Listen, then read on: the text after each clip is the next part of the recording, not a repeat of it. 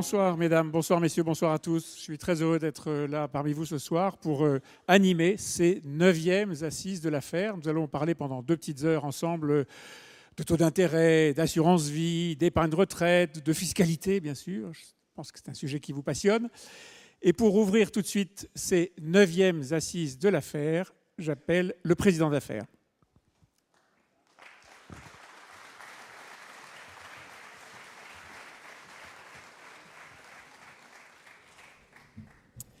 Bonjour Nicolas Bétou. Bonjour, bonjour. Bonjour mesdames et messieurs. Bonjour chères adhérentes et chers adhérents, présents dans cette salle de la Mutualité française où vous êtes plus de 1600 réunis et encore plus nombreux si vous suivez en streaming partout en France, dans toutes nos régions, cette journée des assises de l'affaire.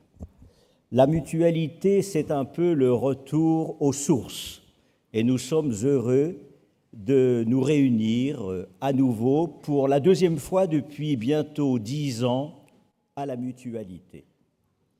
Alors Gérald Beckerman, nous allons recevoir ce soir des experts sur ce plateau, mais aussi de nombreuses personnalités politiques. Est-ce que ça signifie que l'affaire fait de la politique ? Oui, mais la politique de l'épargne. Mais l'affaire ne fait pas de politique. Les politiques, ils font les lois qui sont suivies de réglementations qui impactent l'assurance vie, l'épargne, retraite, l'épargne en général. Et vous savez, la grande vocation de l'affaire, c'est de défendre le statut juridique, fiscal et social de l'assurance vie.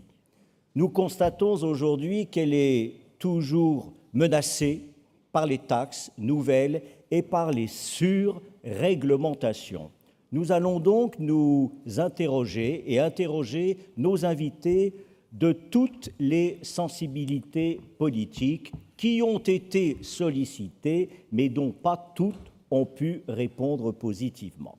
En tout cas, celui qui a répondu positivement et qui est peut-être le plus éminent, chacun a beaucoup de valeurs, mais peut-être le plus éminent, en tout cas par son titre aujourd'hui, c'est Bruno Le Maire, que nous recevrons tout à l'heure en conclusion de ces assises. Vous connaissez bien, je crois, Gérald Beckerman et Bruno Le Maire.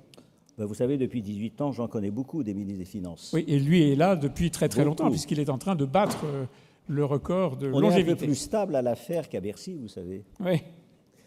Et nous échangeons régulièrement avec Bruno Le Maire et le ministre nous honore de sa présence pour clôturer nos assises dans un instant. Il était même présent, je m'en souviens, c'était en 2018. Il tenait alors des propos qui ont satisfait les adhérentes et les adhérents de l'affaire et nous serons donc particulièrement heureux de l'accueillir en conclusion dans un instant. D'ailleurs, je m'en souviens encore, lorsque le ministre, il était déjà ministre, avait tenu un engagement. D'ailleurs, j'aime bien interpeller les ministres quelques années plus tard pour savoir si cet engagement a été tenu. Et nous allons, si vous le voulez bien, peut-être réécouter tous ensemble cet engagement. Voilà, je vous propose de réécouter ce que disait Bruno Le Maire il y a 5 ans, et pendant ce temps, Gérald Beckerman, vous me rejoignez ici pour cette 9e édition des Assises de l'affaire. Bruno Le Maire. Et puis nous partageons la passion de l'épargne des Français. Il était temps d'offrir à tous les épargnants français des possibilités plus vastes, des possibilités plus libres, dans la philosophie qui est celle que vous avez toujours défendue, Monsieur le Président, qui est celle d'avoir une épargne longue, une épargne qui sécurise les Français et une épargne qui permette de bien financer notre économie. Je pense que tout cela est à portée de main et je crois surtout que les dispositions que nous allons prendre avec nos amis parlementaires dans le projet de loi sur la croissance et la transformation des entreprises permettront de répondre à des attentes que vous avez formulées depuis des années et qui n'attendaient que des décisions. Eh bien, ces décisions, nous allons les prendre. Vous avez insisté sur la stabilité de la fiscalité. Vous avez raison, c'est absolument décisif. La meilleure des fiscalités, c'est une fiscalité qui ne bouge pas. C'est clair. C'est clair. Alors, Gérard Beckerman, Oui. on verra bien sûr tout à l'heure si ces engagements ont été tenus. On verra ça en conclusion, je le répète. Et d'ici là, on va avancer pour voir si tous les experts que nous avons invités pensent aussi que la fiscalité n'a pas bougé. On verra ça en conclusion. En attendant, voici notre première table ronde. La première table ronde avec la première des trois grandes tables rondes, pardon. Quelle assurance citoyenne pour la France? Et je demande à Mathieu Laine de nous rejoindre sur scène.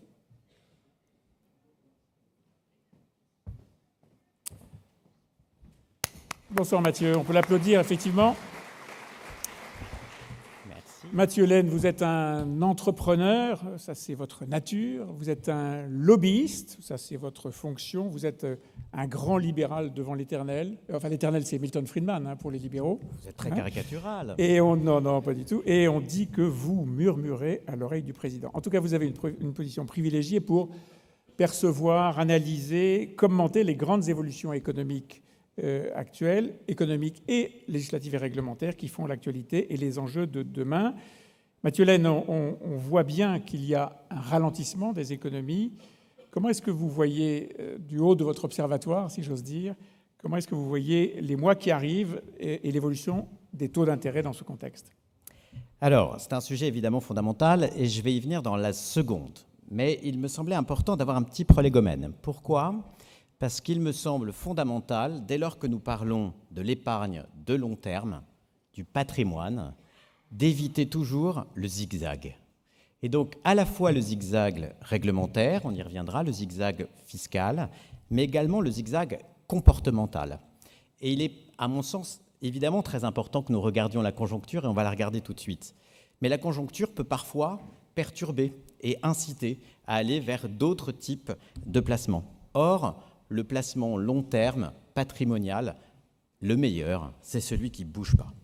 Et donc, je voulais le dire avant parce que c'est très important de percevoir combien les évolutions économiques doivent être regardées avec calme et maturité.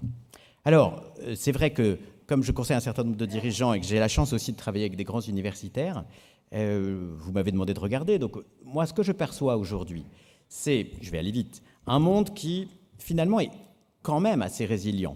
La croissance mondiale se maintient tout de même. Donc, bien sûr, la situation est difficile. Mais si vous regardez ce qui se passe en Chine, par exemple, certes, la croissance n'est pas au rendez-vous tel que nous la souhaitions, mais elle existe. Certes, il y a une crise immobilière qui inquiète, mais l'administration chinoise commence à desserrer les taux. Si vous regardez les États-Unis, vous êtes face à un pays qui, finalement, a des moteurs qui sont très impressionnants. À la fois une consommation maintenue à très bon niveau, des salaires qui permettent d'alimenter cette consommation, une législation IRA, commentée très souvent IRA, dans oui, les échos, IRA, voilà, IRA, qui en réalité, quoi qu'on en pense, est un booster d'investissement à la fois de production et d'innovation, et qui ne va pas simplement réinventer, ou en tout cas permettre la bascule environnementale vers de nouvelles énergies, mais qui va aussi renouveler le stock de capital. Tout cela va alimenter un moteur qui va contribuer, là encore, à la croissance. Dans la zone euro, oui. Pour le coup, c'est vrai qu'on est un peu moins bien. Cela dit, depuis le début de l'année, on pensait qu'on serait en récession, on est à plus 0,8%. Donc, certains pays sont en récession. certains pays sont en récession, l'Allemagne, mais la bien zone sûr. euro se maintient. Donc, je ne viens pas faire l'optimiste Oui. de Non, mais service, c'est vrai. mais il faut juste être... voilà, les chiffres parlent, Oui. et c'est vrai qu'aux États-Unis, c'est 2,1%, donc nous avons beaucoup à faire. Mais précisément, qu'est-ce qui manque chez nous? Il y a trop peu d'investissements par rapport à la dépréciation du capital. Et c'est bien le lien avec cette journée. Il y a trop peu d'investissements parce qu'on choisit davantage d'investir sur la demande que sur l'offre. Or, alimenter, soutenir l'investissement qui est le vôtre, c'est aussi évidemment alimenter l'investissement dans les entreprises et par exemple la transition environnementale.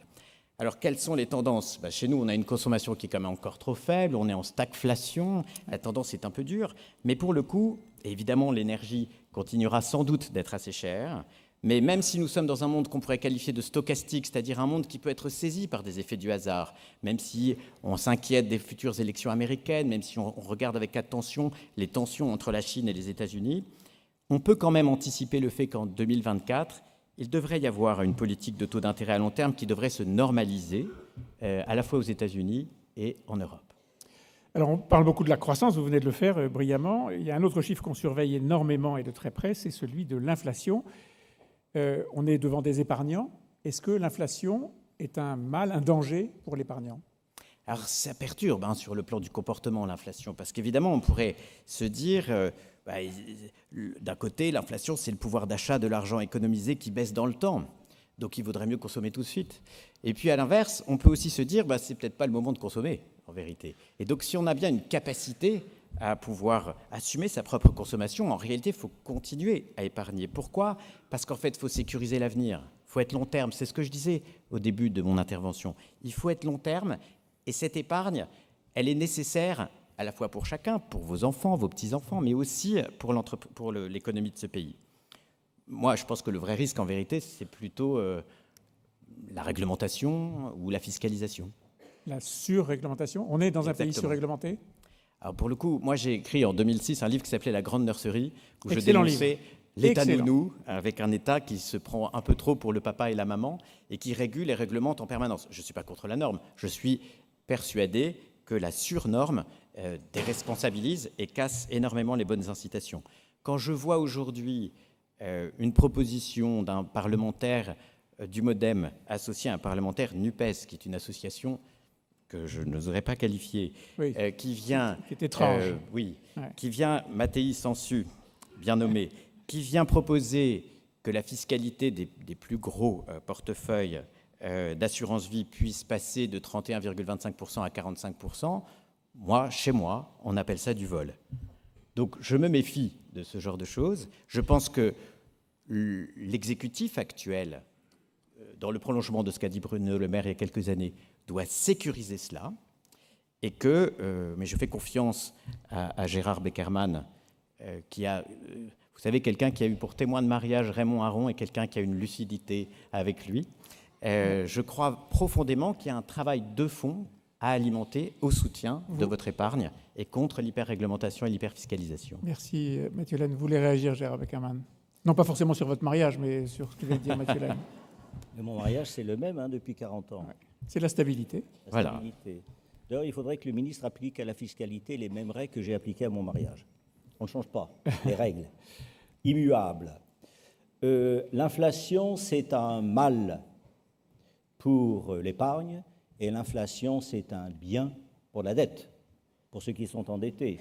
Je crois que, d'abord, c'est très imprudent de demander l'avis d'un économiste, parce que quand on donne le prix Nobel à un économiste, vous pouvez être sûr qu'un an plus tard, on le redonnera à celui qui dit le contraire.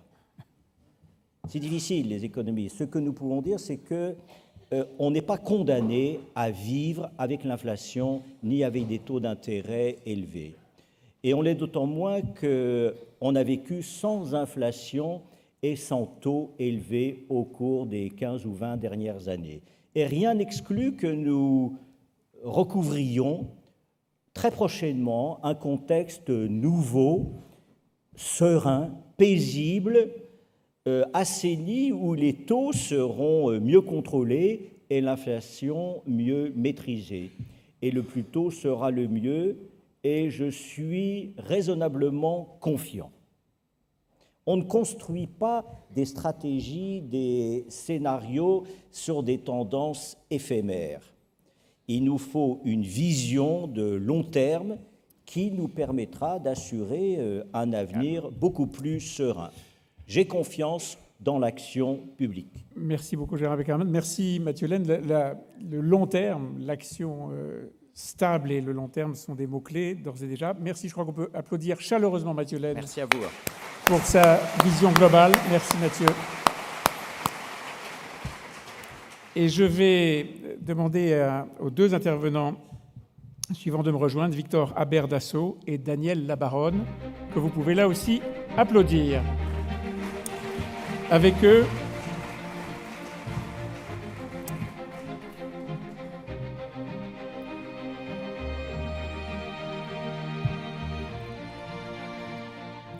Voilà, avec eux, nous allons parler du rôle de l'assurance vie dans le financement de l'État. Victor Habert Dassault, vous êtes député de l'Oise, vous avez été élu à Beauvais depuis 2021, réélu en 2022. Et Daniel Labaronne, vous êtes député Renaissance d'Indre-et-Loire, vice-président de la Commission des Finances. Attention, je vous demande d'attention, rapporteur de la mission d'information sur la rémunération de l'épargne populaire et des classes moyennes, donc un grand connaisseur de l'épargne. Vous êtes aussi membre du groupe d'études sur la chasse et la pêche. Félicitations. Président. Et donc membre éminent. Président. Bravo, félicitations. Je vais vous poser tout de suite une question, Daniel Labaronne. On sait que l'assurance vie finance la dette négociable de la France à hauteur de 20%. Je suppose que l'État ne peut pas se passer de cette ressource, de ce financement de la dette. Ah non, certainement pas. Surtout lorsque l'État, en 2023, va émettre 285 milliards de dettes nouvelles. Par conséquent, nous avons absolument besoin de l'épargne qui est véhiculée par l'assurance vie. Moi, je vois trois intérêts au financement via l'assurance vie. Premièrement, ça offre une possibilité de diversification. Il n'y aurait rien de plus dangereux que de laisser notre dette dans les mains de grands groupes institutionnels ou de capitaux étrangers.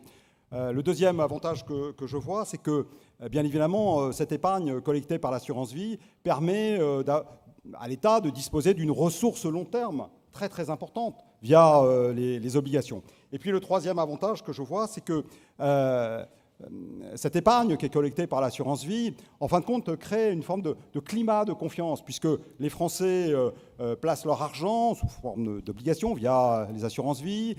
Ça assure une certaine forme de stabilité au système financier. Ça alimente par conséquent une confiance dans le modèle de financement de la dette publique. Et tout ça crée, de mon point de vue, un cercle vertueux.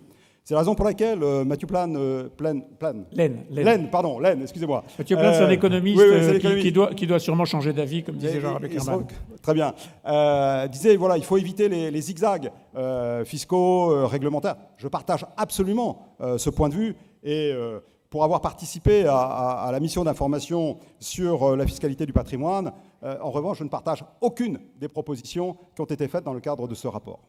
C'est-à-dire le la proposition MODEM LFI, qui est effectivement une proposition assez perturbante. Hein. Oui, parce qu'elle remet en cause un modèle qui a besoin de stabilité, de pérennité, de sécurité, pour permettre justement à la dette publique française d'être en partie financée par l'assurance vie via la collecte de l'épargne des ménages français. Est-ce que j'ai le droit d'intervenir ? Je ne sais pas, il faut que je demande en régie peut-être. Non, bien sûr, je vous en prie. Monsieur le député, il faudra voter ce en quoi vous croyez. Bien évidemment. Parce que lorsque ce député, ces deux députés s'en soumettent et ils disent qu'il faut augmenter le troisième barème de 31,25 à 45%, si un jour cette proposition devait faire l'objet d'un amendement, on compte sur vous, député Renaissance, monsieur le député LR, à vous deux, vous allez faire presque une grande majorité pour vous opposer à cette ténébreuse initiative. Mais vous venez de dire oui.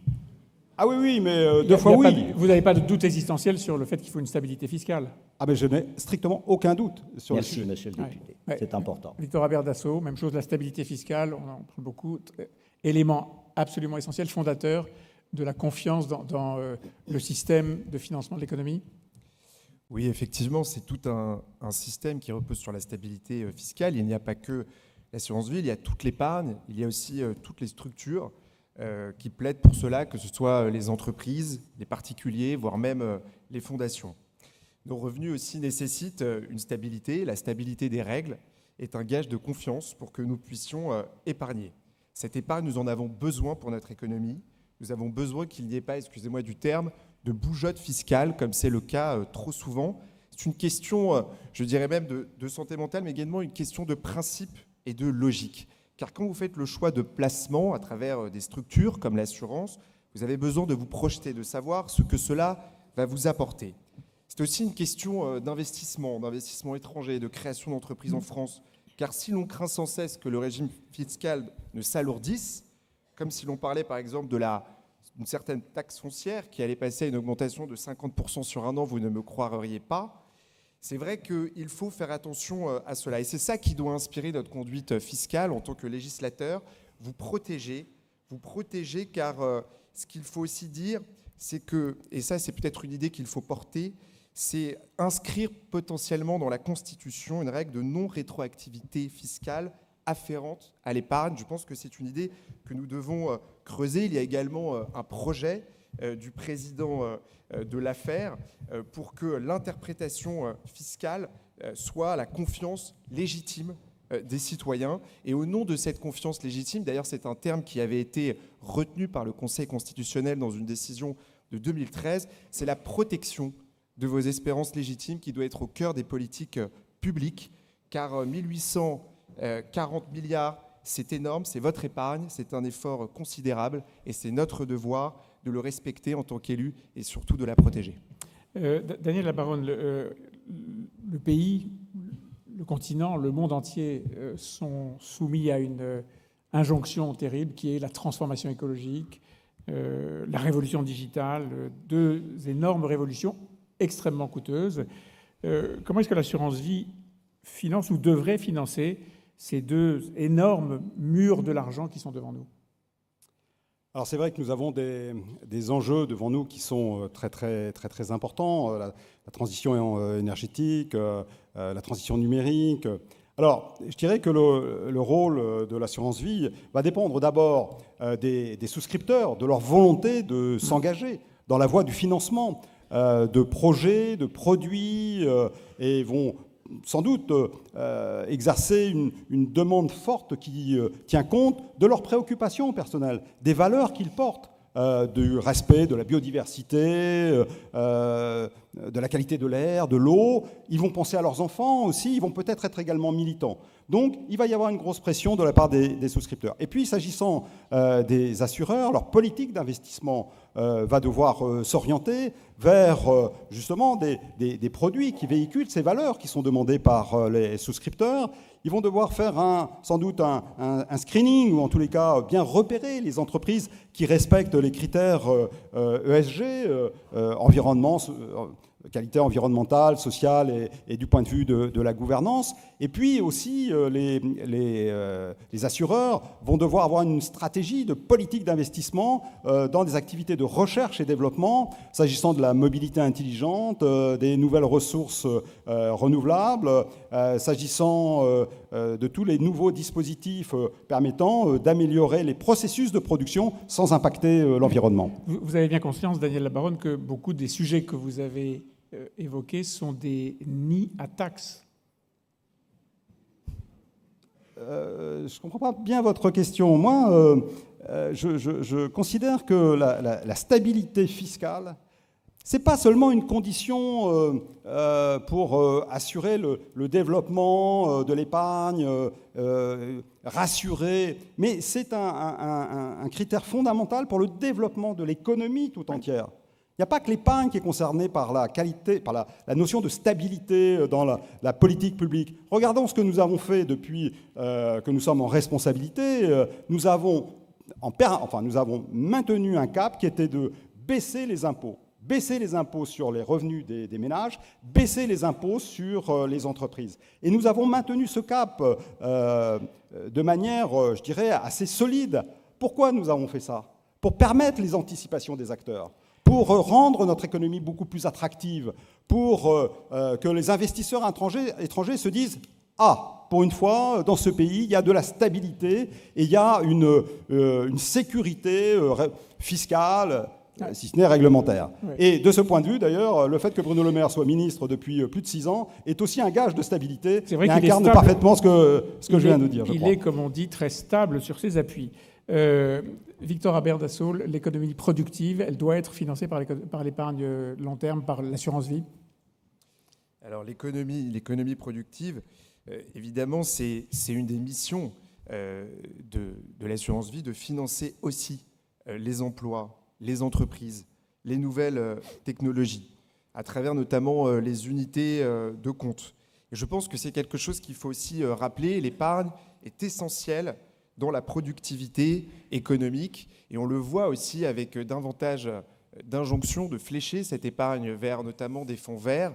Évidemment que c'est une solution qu'il faut accompagner, mais il faut également laisser une liberté dans le choix et ne pas trop contraindre, mais avoir cette politique d'incitation. Je pense que c'est extrêmement important. Et puis, cette épargne-là doit aussi contribuer, car on a souvent eu une politique de la demande. Et je pense qu'il faut aller un peu secouer cette politique de l'offre.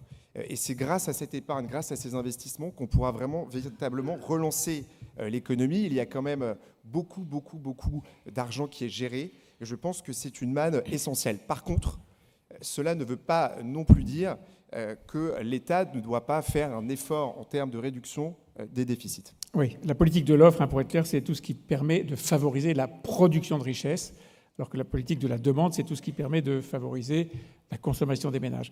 Une dernière question, Daniel Labaronne. Quel bilan, puisqu'on parlait de ces grands murs de la transformation, quel bilan vous tirez du fléchage imposé des supports labellisés d'assurance vie? Alors, ce fléchage, je crois, est intéressant parce qu'il donne des orientations, il s'accompagne d'incitations. Et la science économique, c'est la science des incitations. Oui. Et donc, elle s'inscrit également dans une démarche plus européenne sur la nécessité de mieux prendre en compte les critères ESG. Elle invite à ce que les conseillers des assurances, quand ils rencontrent un client, ils sont invités à parler de questions de développement durable, de développement responsable et d'inciter les souscripteurs à mettre leur épargne sur des produits, des entreprises qui incarnent cette responsabilité sociale et environnementale. Donc de mon point de vue, ce fléchage répond en définitive à l'attente sociale, à l'attente économique, aux enjeux qui sont devant nous. Et de mon point de vue, c'est le rôle, je pense, des pouvoirs publics de fixer des orientations. Et de mon point de vue, je pense que c'est une bonne chose. Il faudra faire le bilan, à un moment donné, de l'ensemble de ces dispositifs, bien évidemment. Merci beaucoup, Daniel Labaronne. Vous avez assisté, Gérard Beckerman, à cet échange et à cette discussion. Quelle réaction ça suscite chez vous? Écoutez, moi je vote pour le jeune Victor quand il dit qu'il faut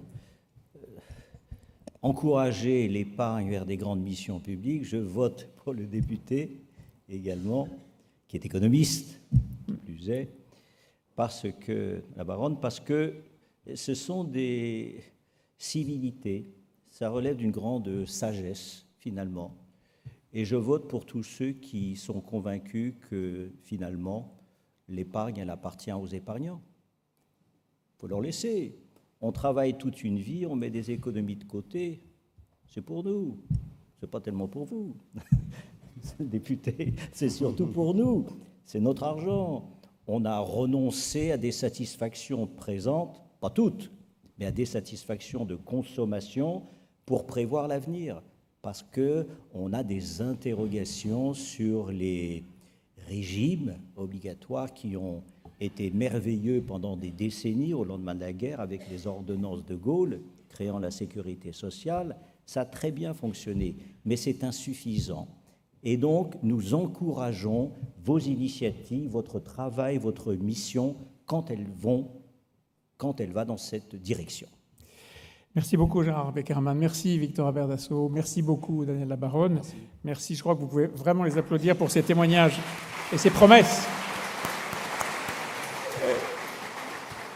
Et nous allons passer à un format un peu différent, puisque nous allons établir une liaison avec les Hauts-de-France, puisque nous allons recevoir dans un face-à-face le président de la région Hauts-de-France, Xavier Bertrand.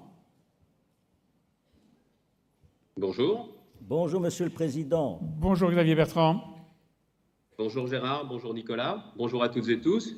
Vous êtes dans votre région, je suppose, dans votre bureau de président du Conseil régional. Vous êtes président d'une des régions phare de l'Europe, ancien ministre du Travail, ancien ministre de la Santé, ancien candidat à la primaire des Républicains et futur aussi, futur plein de choses. En tout cas, toujours aussi ambitieux. Et ancien assureur. Comment ? Et ancien assureur. Oui, Et bien ancien sûr. assureur. Absolument. Ancien assureur. C'est comme ça que vous avez commencé votre vie professionnelle. Est-ce que dans votre belle région, il y a des projets, beaucoup de projets ou d'entreprises soutenues par l'épargne des Français ?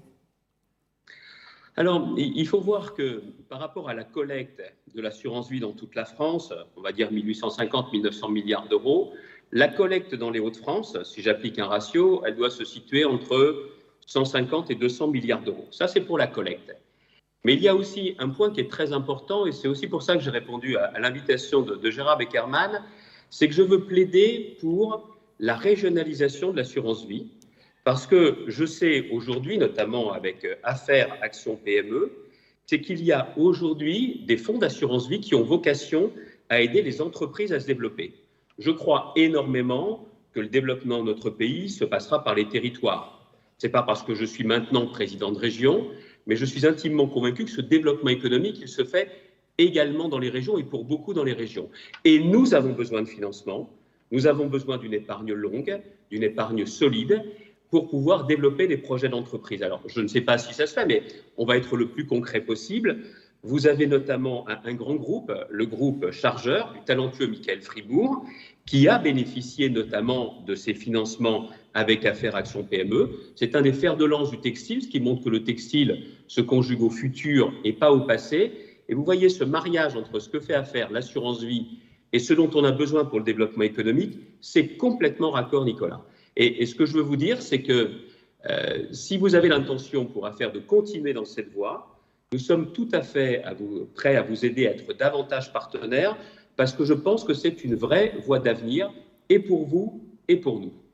Xavier Bertrand, pardon si je vous demande une précision tout de même. Qu'est-ce que c'est une épargne retraite régionalisée ? Ça veut dire des règles différentes, des règles de collecte, de rémunération ? Non, c'est-à-dire que le support de l'assurance vie, très clairement, sert à financer des entreprises régionales, enfin des entreprises nationales, mais qui sont implantées sur notre territoire. Il ne s'agit pas d'avoir des règles différentes.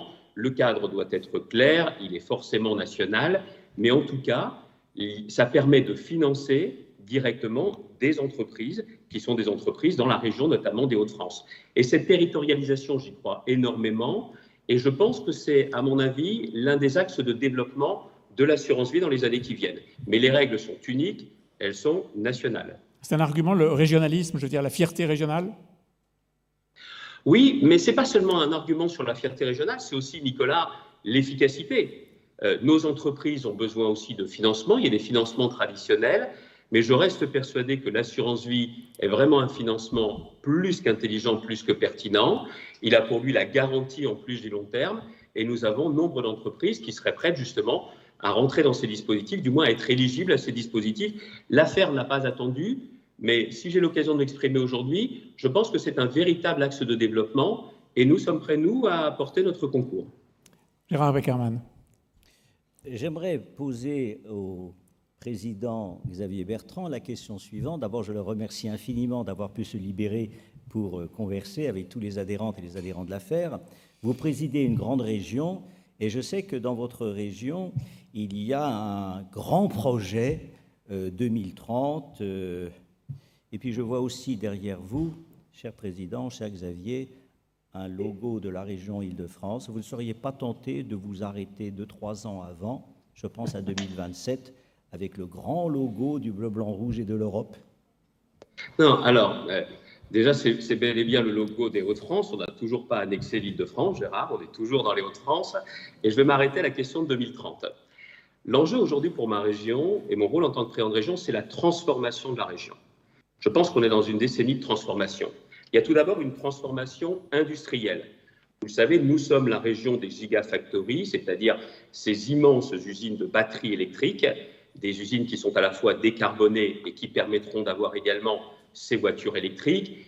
Elles sont toutes dans la région des Hauts-de-France. Ça nous a demandé beaucoup d'efforts pour pouvoir les attirer dans la région. Donc aujourd'hui, ce sont 20 000 emplois directs. Nous avons aussi un énorme projet de transformation de la région avec le canal Seine-Nord-Europe, un projet de 6 milliards d'euros entre le bassin de la Seine et notamment le port de Dunkerque. Mais nous sommes aussi totalement positionnés sur d'autres secteurs, les nouvelles formes d'agroalimentaire, l'alimentation animale à base d'insectes, que ce soit la cybersécurité, que ce soit la tech. Donc vous le voyez, mon véritable rôle en tant que président de région, c'est la transformation économique de la région. Et c'est ça qui est, à mon avis, aujourd'hui, la clé de l'avenir, et c'est vers ça que je suis tourné en priorité. Je ne vous ai pas dit en exclusivité, mais en priorité. Oui.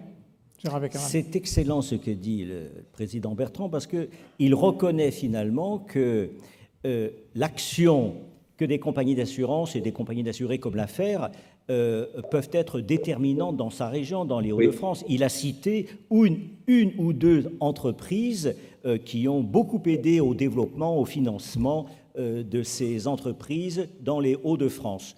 C'est ça notre mission. Et mieux on réussira à convaincre les élus de la nation du rôle civique de l'assurance vie pour le financement des PME, pour la promotion des régions, des investissements pour la création des emplois pour les jeunes, eh bien, plus on sera tranquille en amont avec moins de fiscalisation. Et je suis heureux que le président Bertrand ait donné en exergue les exemples de financement des PME de sa grande et belle région. Peut-être, Gérard Beckerman, on peut profiter de la présence même lointaine de Xavier Bertrand pour lui demander s'il était aux manettes, ce que seraient ses projets pour l'épargne de long terme et pour l'assurance vie. Eh bien, je fais partie de ces politiques qui, quand quelque chose marche, je pense qu'il ne faut surtout rien changer et surtout ne rien casser. Parce que sur l'assurance vie, sur l'épargne, vous avez besoin d'une chose qui s'appelle la confiance. Donc, très clairement, nous savons aujourd'hui que cela marche. Je suis content de voir qu'il n'y a plus les nuages qu'on avait à une époque où les magiciens de Bercy s'évertuaient surtout à savoir instruction fiscale après instruction fiscale, ce qu'ils allaient pouvoir gratter. Cela semble ne plus être d'actualité, tant mieux. Ce que Gérard Beckerman a réussi à faire aujourd'hui encore, c'est de montrer qu'il y a un très large consensus politique. Et ça, c'est aussi quelque chose d'important. Et pour le reste, Victor Haber a repris une proposition que j'avais faite d'ailleurs devant l'affaire depuis longtemps. Je pense que quand il y aura une modification constitutionnelle, il faudra clairement inscrire la non-rétroactivité fiscale, parce que c'est de cette stabilité dont on a absolument besoin. Et encore une fois, ça n'est pas pour faire plaisir à qui que ce soit. Ce n'est pas pour faire plaisir à une compagnie d'assurance, ce n'est pas pour faire plaisir à l'affaire, c'est tout simplement une logique de bon sens et d'efficacité. Nous avons besoin d'épargne longue et nous avons besoin d'assurance vie. Et vous l'avez compris, notamment après ce qu'a dit Gérard. Et ce qui a été dit tout à l'heure en introduction, c'est aussi une question un peu d'indépendance. Quand on peut bénéficier, un pays comme la France, d'un tel poids de l'assurance vie, ça nous garantit aussi une forme d'indépendance par rapport à la dette qui est la nôtre. Et ça, par les temps qui courent, c'est aussi quelque chose d'essentiel. Mais quand j'entends les propos de Gérard Beckerman, vous me permettrez de dire une chose. Il a essayé tout à l'heure de me tendre une perche. C'est moi qui lui entends une autre. Moi, vous savez, j'hésite pas. Je vote Gérard Beckerman. Très bien, merci beaucoup. Merci. Xavier Bertrand, la stabilité, vous n'êtes plus député, vous êtes président de région. Certains de vos petits camarades dans vos familles politiques ou dans les familles politiques proches qui sont quand même très tentés par ce que Gérard Beckerman avait souvent la bougeotte. On a parlé tout à l'heure de la proposition MoDem NUPES sur les droits de succession et sur la taxation de l'épargne. Qu'est-ce que vous en pensez? Comment est-ce que ça se fait que, y compris dans des familles qui sont plutôt hostiles à la bougeotte fiscale, on ait ce genre de proposition? Je ne sais pas qui leur a refilé cette idée, mais visiblement des gens qui n'y connaissent rien et qui ne voient pas qu'en cassant cela, ils vont y perdre beaucoup. Vous savez, tout le problème en politique, c'est qu'il y a des gens qui vous parlent très intelligemment de choses qu'ils ne connaissent pas. Et donc, il faut comprendre les choses. Quand j'ai été ministre, on m'a déjà proposé aussi des idées complètement stupéfiantes. Mais si vous n'avez pas la capacité à demander à des acteurs de confiance quelles seraient les conséquences, la portée de ces décisions, vous êtes capable de raconter n'importe quoi. Vous savez, les études d'impact, les politiques en demandent à beaucoup de monde, mais ne se les appliquent jamais à eux-mêmes. Et donc, encore une fois, l'étude d'impact et de voir que leurs décisions seraient très lourdes de conséquences, ça, visiblement, ils n'y ont pas pensé. Mais c'est aussi pour ça, vous voyez, avec l'affaire, je nous maintiens des relations de confiance depuis des années. Quand on est en confiance, on peut tous dire, mais surtout, pour les politiques, ça évite de faire des âneries. Merci beaucoup. Merci Xavier Bertrand. Merci d'avoir consacré une partie de votre temps. Merci à vous, Gérard Beckerman, aussi. Merci et au revoir. Et on va passer à notre deuxième table ronde sur l'assurance vie. Quelle assurance vie citoyenne pour les Français? Et je demande à Charles de Courson, Jean-François Husson, Jean-Paul Faugère et Adrien Couret de nous rejoindre. Sous vos applaudissements nourris.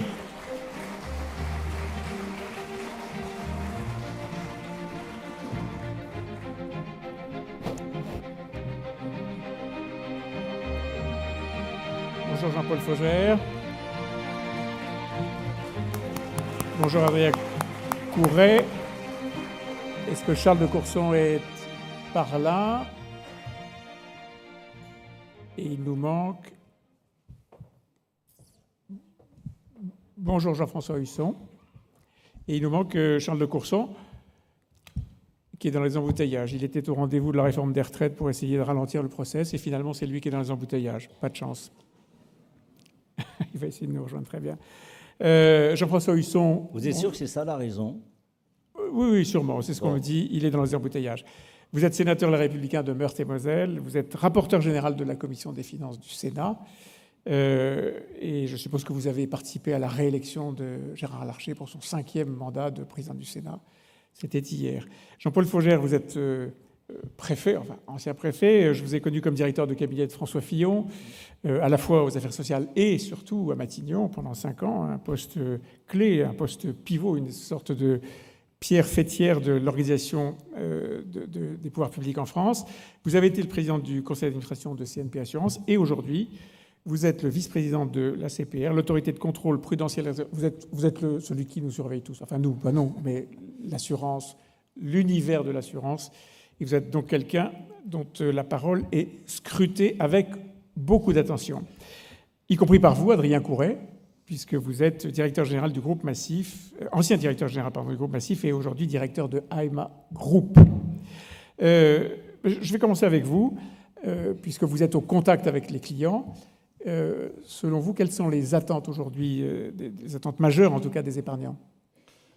Alors aujourd'hui, nous regardons le monde de l'épargne française au travers les lunettes de nos 11 millions de sociétaires adhérents et clients qu'on assure au travers de Massif, Abeille Assurance, le grand partenaire de l'affaire, et Aesio Mutuelle.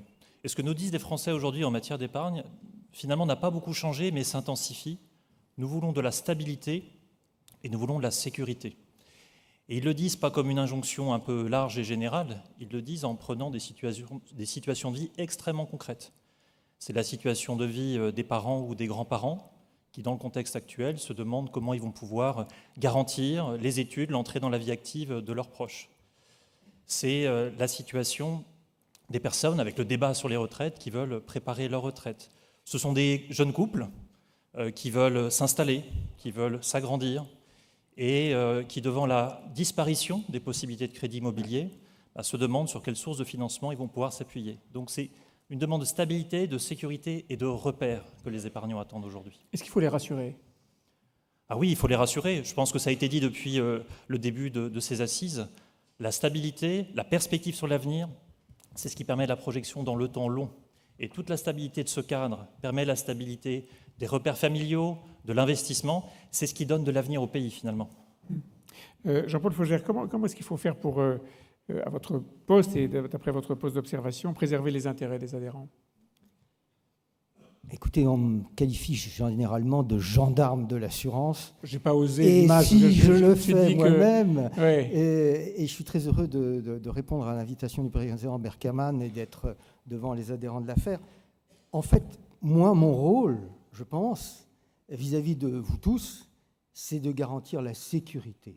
Vraiment, c'est le mot-clé, à mon avis. La sécurité, ce n'est pas un vain mot en matière d'épargne. En fait, j'en appelle au souvenir universitaire du président Beckerman, l'histoire de l'épargne est jalonnée de catastrophes quand même. Hein. Et la particularité de l'assurance vie, c'est qu'il n'y a pas de catastrophe. Et nous en sommes les garants. Et ça, évidemment, ça passe par des exigences assez fortes en termes prudentiels.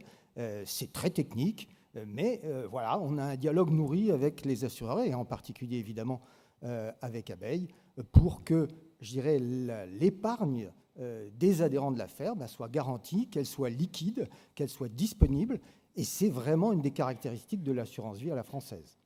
Et donc, ça nécessite toute une construction extrêmement technique, vous le disiez, de protection, de règles. Ah oui.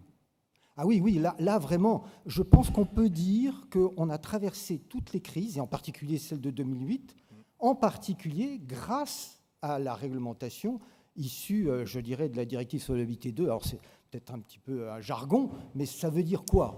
Ça veut dire qu'on a tiré les leçons du passé.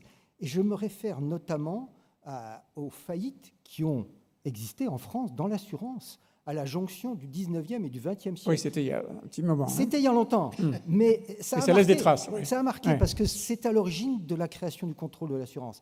Et vous n'auriez pas, je dirais, ce défilé de personnalités publiques à cette tribune s'il n'y avait pas des caractéristiques très particulières de l'assurance vie, et en particulier de l'assurance vie à la française, avec tous les intérêts publics qui sont associés. Vous dites assurance vie à la française, mais je suppose que ces normes, vous parlez de Solvency 2, ce sont des normes internationales désormais. Hein. Solvency 2, c'est une norme européenne, mais je crois que nous l'avons assez largement inspirée finalement, et je pense que l'expérience du contrôle, je dirais, par l'autorité publique, qui remonte finalement à Louis XVI, eh bien, c'est quelque chose qui a finalement déterminé le cadre dans lequel l'assurance vie est garantie pour les épargnants. C'est Louis XVI.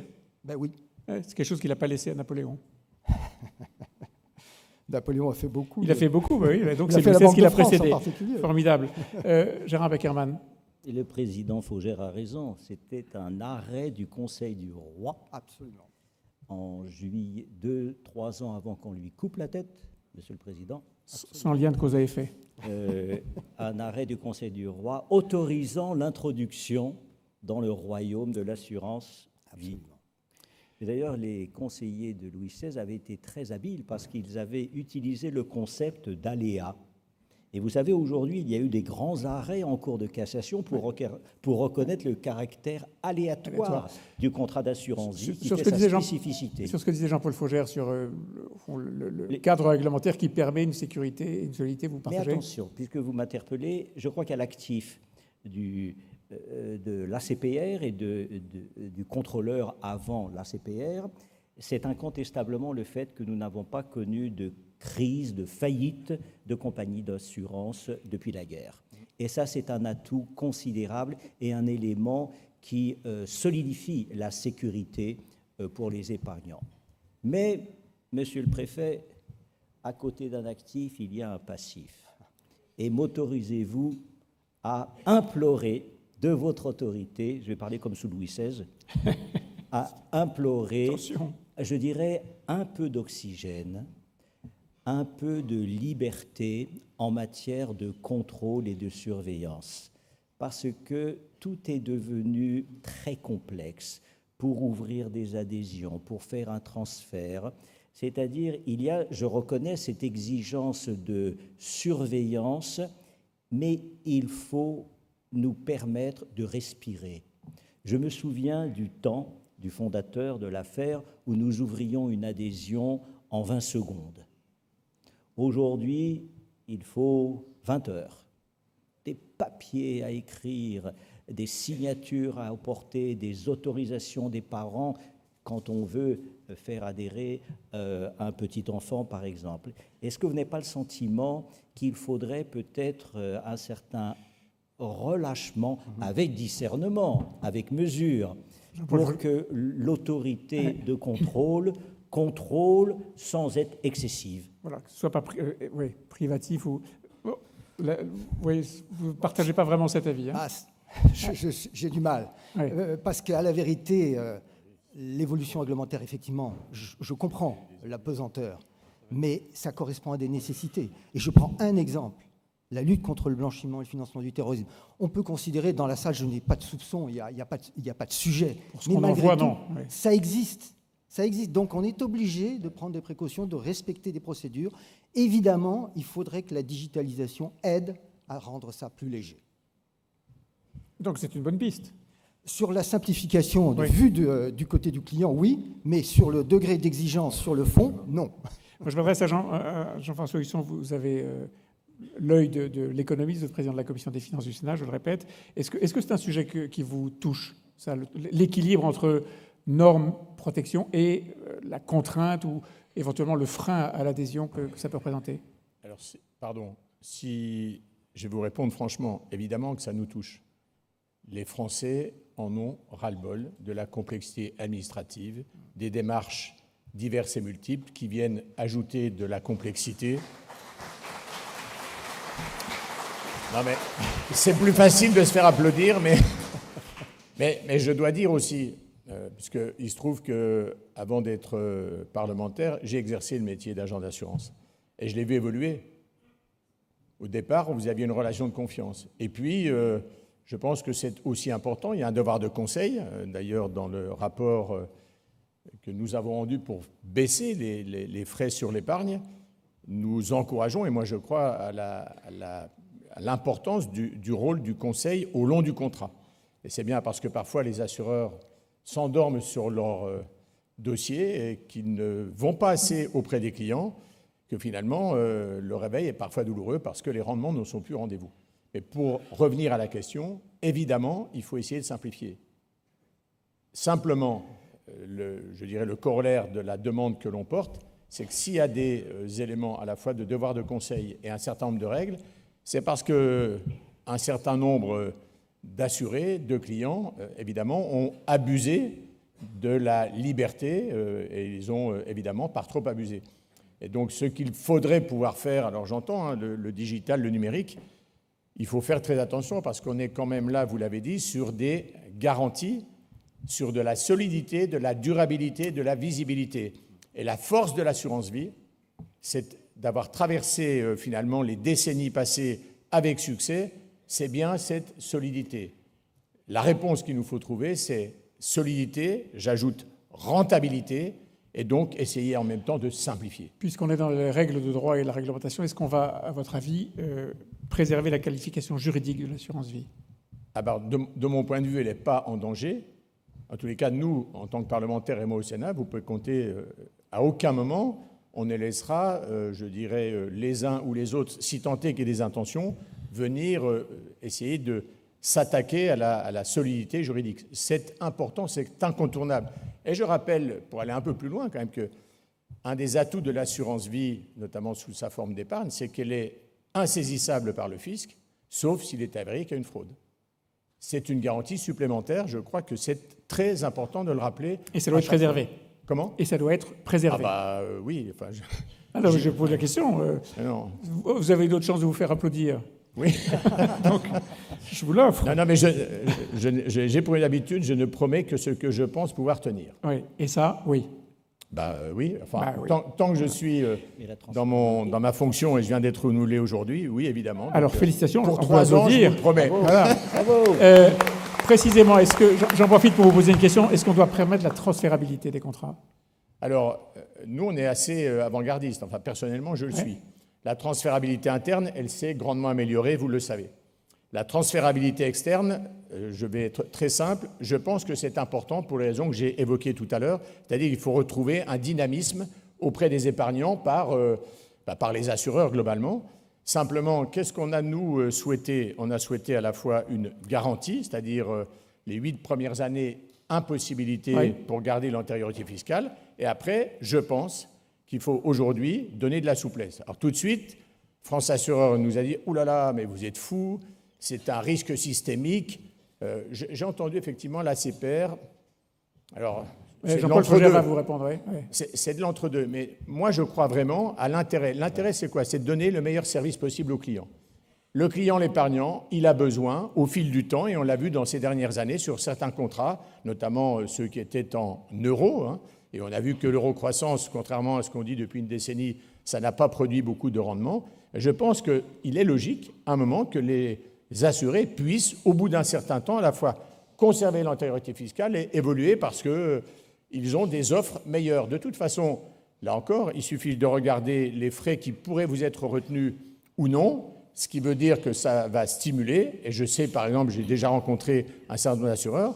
Les assureurs aujourd'hui réagissent. Quand ils ont vu que le rendement n'était plus très bon, ils vous donnent comme par hasard aujourd'hui un bonus au bout de 5 ans. Voilà. Je pense que la concurrence a du bon. il faut un cadre, j'ai donné la sécurité, il faut une solidité, mais il faut une concurrence, et vous avez droit à du rendement. Les assureurs vous doivent les meilleurs rendements possibles. Jean-Paul Faugère. Sur ce point de la transférabilité, oui. Il est possible que je ne cherche pas les applaudissements. Vous avez compris. J'ai compris que vous n'aviez pas tout à fait la même, Non, le pour même une fois rôle. qu'on a le bon rôle. Mais je suis en léger désaccord avec le sénateur Husson, il ne m'en voudra pas. Il faut voir que l'assurance vie en France, aujourd'hui, c'est 1800-1900 milliards. On est quand même gardien de la stabilité financière, c'est pas rien. Donc, je pense que les deux étapes franchies grâce au sénateur Husson, de la transférabilité interne et de la transparence, et donc de la pression à la baisse des frais, ce sont des étapes absolument capitales qui répondent à la préoccupation du sénateur Husson et du Sénat tout entier, en fait, c'est-à-dire de faire baisser les frais facturés aux clients. Et ça me paraît essentiel. D'accord. Gérard Beckerman, sur la transférabilité. Ça dépend des jours. Écoutez, je suis pour demain, après-demain, mais je suis contre tout à l'heure. Je vais vous dire pourquoi.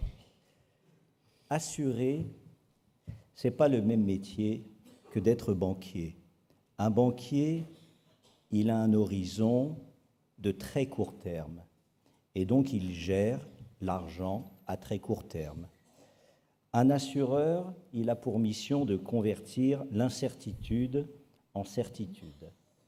Et un assureur, il a besoin de temps, d'horizon, d'espace. Et donc, si vous convertissez ce métier en celui d'un banquier traditionnel, ça va inévitablement introduire une dimension verticale dans le métier d'assureur. Les actifs vont avoir une échéance de plus en plus courte et je crains pour les rendements. Je n'ai pas peur de la transférabilité parce que l'affaire a été pendant des décennies un modèle. Je serais content que nous réservions Bercy pour les prochaines assises avec 3 millions d'adhérents. Mais il faut être sage. Et la sagesse, et là c'est l'économiste qui parle, évidemment, monsieur le sénateur, j'ai beaucoup apprécié votre rapport, mais je me rapproche un tout petit peu plus de ce que dit le préfet Faugère, qui a la mission de la stabilité. Organisons pour demain cette transférabilité à laquelle j'adhère parce que je suis pour la liberté. J'ai le sentiment que le métier d'assureur ne correspond pas à la gestion à très court terme, qu'il faut donner du temps, et donc permettons cette gestion avec un horizon plus large, et demain, nous serons davantage d'accord. Alors, je vous demande de faire un triomphe à Charles de Courson, qui a réussi à... Ah, voilà, bravo. Qui a réussi à déjouer tous les obstacles que Anne Hidalgo s'est acharnée à mettre sur sa route. Exact. Bravo, Charles de Courson, vraiment c'est excellent. Merci de nous avoir rejoints. Écoutez, on va tout de suite parler fiscalité, et je vais vous poser la question à vous comme à Adrien Couret. Est-ce que, comme on l'entend souvent dire, l'assurance vie est une niche fiscale ? Oui. Ça dépend comment on définit la niche fiscale, puisque une niche fiscale, c'est un avantage en contrepartie d'intérêt public. Oui. Eh bien, l'assurance vie a plusieurs fonctions, mais il y en a une qui n'est pas assez développée, c'est qu'elle contribue à financer le déficit de l'État. C'est d'ailleurs pour ça qu'il y a une certaine stabilité fiscale depuis des années, car chaque fois et chaque année, nous avons des amendements qui veulent remettre en compte l'exonération au moins d'hier des revenus de l'assurance vie. Les ministres des Finances arrivent et disent « Non, mais vous êtes fous, vous voulez déstabiliser le financement de la dette publique ». Je rappelle que dans la dette publique, le dernier élément que nous a fourni l'agence France Trésor, c'est que 12% de la dette publique française est financée par l'assurance vie. Oui. C'est pas plus compliqué que ça. Adrien Donc Couret, dormez tranquille dans la salle. Sur ce sujet, est-ce que l'assurance vie est une niche fiscale selon vous? Moi, je suis choqué quand on dit effectivement que l'assurance vie est une niche fiscale. Parce qu'au-delà de la définition un peu technique que vous donnez, quand on parle de niche fiscale, on sous-entend qu'il y aurait un privilège. Mais l'assurance vie, on parle d'un contrat, d'une promesse qui est faite pour la moitié des ménages français. En fait, plus que d'une niche fiscale, c'est le socle d'une politique économique et sociale française. Sur la dimension sociale, c'est la promesse de la transmission, celle que vous avez choisie au moment de souscrire un contrat de l'affaire, celle que la transmission à vos enfants, à vos petits-enfants, elle se fera dans une grande sécurité. Et sur le plan économique, eh bien, l'assurance vie est le seul contrat d'épargne qui a permis de constituer en France cette masse d'épargne longue qui permet en face d'avoir un investissement long dans l'économie. Et quand on vous parle de transition écologique, quand on vous parle d'investissement dans les entreprises, dans les territoires, c'est l'assurance vie qui le permet. Donc ça n'est pas une niche fiscale, c'est un socle de la politique économique et sociale française. Et j'aimerais qu'on la voie enfin comme ça. Merci beaucoup. Nous avons la chance d'avoir deux éminents parlementaires, un sénateur et un député. On est à la veille de l'examen du projet de loi de finances pour 2024. À votre avis, que nous réserve ce projet de loi de finances? Au regard de l'assurance vie?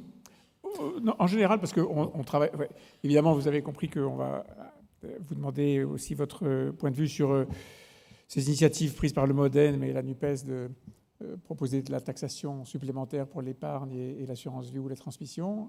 Voilà. Est-ce que quand le ministre de l'économie et des finances dit stabilité fiscale, il n'y aura pas de hausse d'impôts, vous y croyez? Je pense que on tiendra là-dessus. Moi, je pense, personnellement, j'essaierai d'y contribuer. Parce qu'il y a quand même un problème simple, hein, c'est que nous avons le taux de prélèvement obligatoire le plus élevé de tous les pays développés. Et de toute notre histoire. Et que les perspectives budgétaires dans les 3 ans qui viennent, c'est stabilité des prélèvements obligatoires en pourcentage de la richesse nationale. Donc il n'y a pas de baisse, on nous dit qu'il y a de baisse. Non, il y a stabilité prévisionnelle à très peu de choses près. Je ne sais pas, Jean-François. Jean-François Husson. Je suis moins modéré, c'est-à-dire je suis très inquiet, puisque le projet de budget, il n'y a pas d'économie du tout. Il n'y a aucune économie. On continue à dépenser. Il y a la disparition des mesures exceptionnelles à hauteur de 12 milliards. Mais il n'y a plus de mesures d'urgence, heureusement, et il n'y a plus de plan de relance. Ouais. Oui, c'est normal, ils sont terminés. Derrière, c'est une augmentation des dépenses publiques. Je dis bien une augmentation des dépenses publiques. Et sur les éléments que vient de donner Charles de Courson, quand on a le niveau de déficit public qui est le nôtre, quand on voit le niveau de prélèvement obligatoire, quand on regarde le déficit commercial abyssal et quand on voit le niveau de la dette, je le dis, il faut arrêter de faire croire aux Français que tout va bien se passer. C'est parce que nous pensons, et je pense que le moment est venu de dire la vérité. Je pense qu'il faut aujourd'hui bouger les choses. Je fais partie de ceux qui défendront l'idée de travailler plus. Oui, il faut favoriser le travail parce qu'aujourd'hui, avec une démographie qui baisse, nous n'aurons pas le choix. Sinon, nous allons décrocher. Alors, évidemment, ça ne rend pas populaire. On a une chance, je pense, et il faut l'utiliser. Il faut être un peu courageux et se dire, les élections, c'est un peu plus tard. Les Français jugeront. Moi, je me souviens, j'étais étudiant. Je me souviens très bien des années du septennat Giscard. Quand Barre est venu, oui, il n'était pas très drôle. À l'époque, il y avait de la rigueur. Et finalement, il a obtenu, en 1978, des victoires aux élections législatives. C'est la dernière fois c'est pratiquement la dernière fois qu'un C'est la dernière fois. Toutes les réélections où les victoires ont été faites en période de cohabitation. Voilà. C'est la dernière fois, et c'est la raison, à l'exception d'Emmanuel Macron. Et c'est la raison pour laquelle je crois, moi, à la nécessité d'avoir une économie privée dynamique. Et c'est pour ça que je crois qu'il faut jouer le jeu avec l'assurance. Parce que l'assurance, c'est quoi? C'est les Français qui investissent dans leurs outils de production. Donc, au lieu de demander toujours plus de dépenses publiques, permettons à celles et ceux qui aujourd'hui le peuvent de donner un coup de collier supplémentaire. Et puis, je le crois, moi, sur la retraite, je vous le dis très clair, hein, je pense qu'il faut aller très vite sur un pilier socle de capitalisation, comme elle existe aujourd'hui pour les fonctionnaires. Pour les fonctionnaires aujourd'hui, il y a un pilier de capitalisation obligatoire en retraite. Ça fonctionne bien, il y a des bons taux de rendement, mais je crois qu'il faut arrêter de raconter des sornettes et des salades aux Français. nous devons être courageux parce que c'est de cette manière-là que peut-être on arrivera à rattraper le retard qui est aujourd'hui, qui va nous handicaper fortement. Charles de Courson. Oui. Pour vous donner des chiffres précis, le problème du budget 2024, c'est qu'il y a 21 milliards d'économies, mais ce n'est pas des économies, c'est la fin, du système. Ah oui. Mais la caractéristique, c'est que ces 21 milliards sont utilisés largement pour faire des dépenses nouvelles. Et donc, le gong, ça sera 2025. Voilà. Et je partage l'analyse de Jean-François, c'est que le problème central de la France, c'est que malgré tout ce qui a été dit depuis 6 ans, le taux de croissance potentiel de la France reste collé autour de 1%, et pas plus. Ce qui n'est pas si mal en ce moment. Ah non, je vais poser la parole à le taux de croissance potentiel, c'est celui de moyenne période. Oui, bien sûr. Voilà. Et avec 1%, vous ne pouvez pas résoudre les problèmes sociaux sans faire des économies drastiques. C'est pas plus compliqué que ça. Merci beaucoup. Gérard voulait réagir? Écoutez, oui. J'espère que nos élus de la nation, seuls députés, tiendront à l'Assemblée le même discours qu'ils tiennent ici. Oui.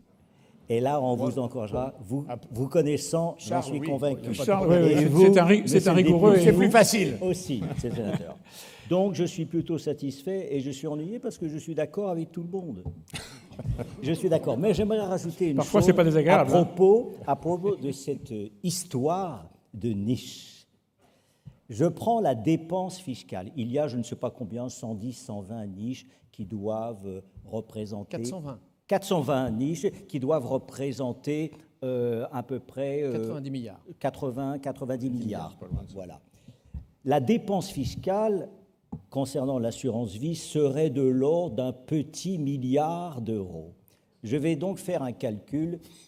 Je divise 1 milliard de dépenses fiscales qui contrarie certains élus de la nation parce que représente l'assurance vie aujourd'hui, 1850 milliards. Ça fait 0,0005. Est-ce qu'on a vraiment besoin de se casser la tête en accusant l'assurance vie d'être une niche fiscale pour un résultat si ridicule? Laissons l'assurance vie tranquille, arrêtons de la fiscalité, arrêtons, j'ai beaucoup apprécié le mot du sénateur tout à l'heure, parce que l'assurance vie, c'est quand même notre effort, notre travail tout au long d'une vie, et ça, ce serait une indignité, une atteinte à la démocratie financière que de vouloir par tout moyen et à tout moment la fiscaliser de partout. Merci, Gérard Pécard. Je vous rappelle ce que disait Jean-Pierre Raffarin. Dans chaque niche fiscale, il y a un chien qui surveille. Plusieurs chiens. Plusieurs chiens même. Merci beaucoup Charles de Courson, Jean-François Husson, Jean-Paul Faugère. Merci Adrien Couret d'avoir débattu de ces sujets sur lesquels on pourrait passer un temps fou, mais qui, évidemment, sont au cœur des préoccupations des adhérents de l'affaire. Je vous propose de les applaudir très chaleureusement. Merci, messieurs. Merci beaucoup. Et nous allons passer à la troisième table ronde. Quelle assurance vie pour notre avenir? Et je vais donc demander à Éric Chenu, le président de la Mutualité, de nous rejoindre, à Valérie Rabault, députée PS du Tarn-et-Garonne, ancienne rapporteure générale du budget, ancienne présidente du groupe socialiste et actuellement première vice-présidente de l'Assemblée nationale, de nous rejoindre. Bonjour Valérie Rabault, ainsi que François Jolivet, député de l'Indre, aujourd'hui membre d'Horizon, et donc vous accompagnez l'ascension d'Édouard Philippe, ou en tout cas ce qu'il aimerait être une ascension. On espère. Voilà. On va parler donc de l'assurance vie et de notre avenir, mais auparavant je voudrais vous présenter une vidéo de Brigitte Pisa. Brigitte Pisa, elle est la présidente de l'Agirc-Arrco. Depuis janvier, c'est une représentante de la CFDT. Vous savez que c'est une présidence tournante, hein, un mandat pour les syndicats, un mandat pour le patronat. Évidemment, elle est tout à fait au cœur de l'actualité, puisque des négociations assez compliquées se déroulent en ce moment au sein de l'Agirc-Arrco, sous la menace, par ailleurs, d'une rugueuse ponction de l'État sur les réserves de l'Agirc-Arrco. Voilà ce que nous dit Brigitte Pisa, la présidente de l'Agirc-Arrco.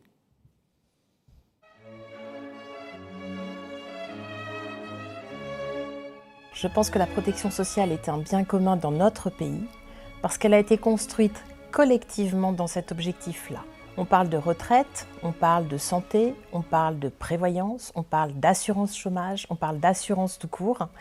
Et cet ensemble de dispositifs qui constituent la protection sociale met en œuvre beaucoup d'acteurs différents pour que chacun puisse y contribuer à la hauteur de ce qu'il peut y contribuer et que chacun puisse recevoir à la hauteur de son besoin. Il est temps de nous re-questionner sur ce qu'est la protection sociale, ce qu'on veut faire de cette protection sociale, comment on veut la financer pour qu'on garde cette spécificité que nous souhaitons dans notre société qui est une société solidaire, qui est que chacun puisse trouver une réponse à son besoin dans les moments où il y a des changements de vie, des accidents et tout autre événement pour lequel la collectivité, en mutualisant ses moyens, est capable d'apporter une réponse individuelle.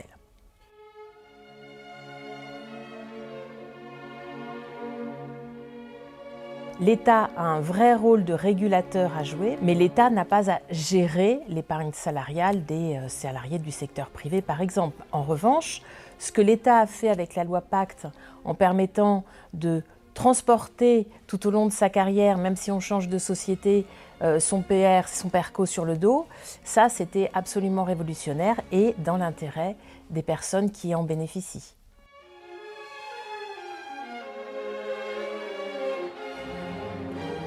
Cette épargne-là, qui est une épargne sur le long terme, l'épargne retraite, est un moyen d'avoir des fonds et ces fonds doivent permettre des investissements sur le long terme parce que ce qui est important aujourd'hui, pour s'assurer et pour assurer les personnes qu'elles auront à la retraite un revenu suffisant pour continuer à vivre, on n'oublie pas quand même qu'aujourd'hui on vit entre 20 et 25 ans à la retraite, ce qui n'était pas le cas il y a une vingtaine d'années, et pour pouvoir épargner, les personnes ont besoin d'être sûres qu'ils obtiendront quelque chose et qu'ils ne prennent pas de risques inconsidérés lorsqu'ils épargnent des fonds pour leur future retraite. La retraite, c'est quelque chose qui n'arrive qu'une fois, c'est loin. Donc c'est quelque chose pour lequel on doit avoir une stratégie de long terme.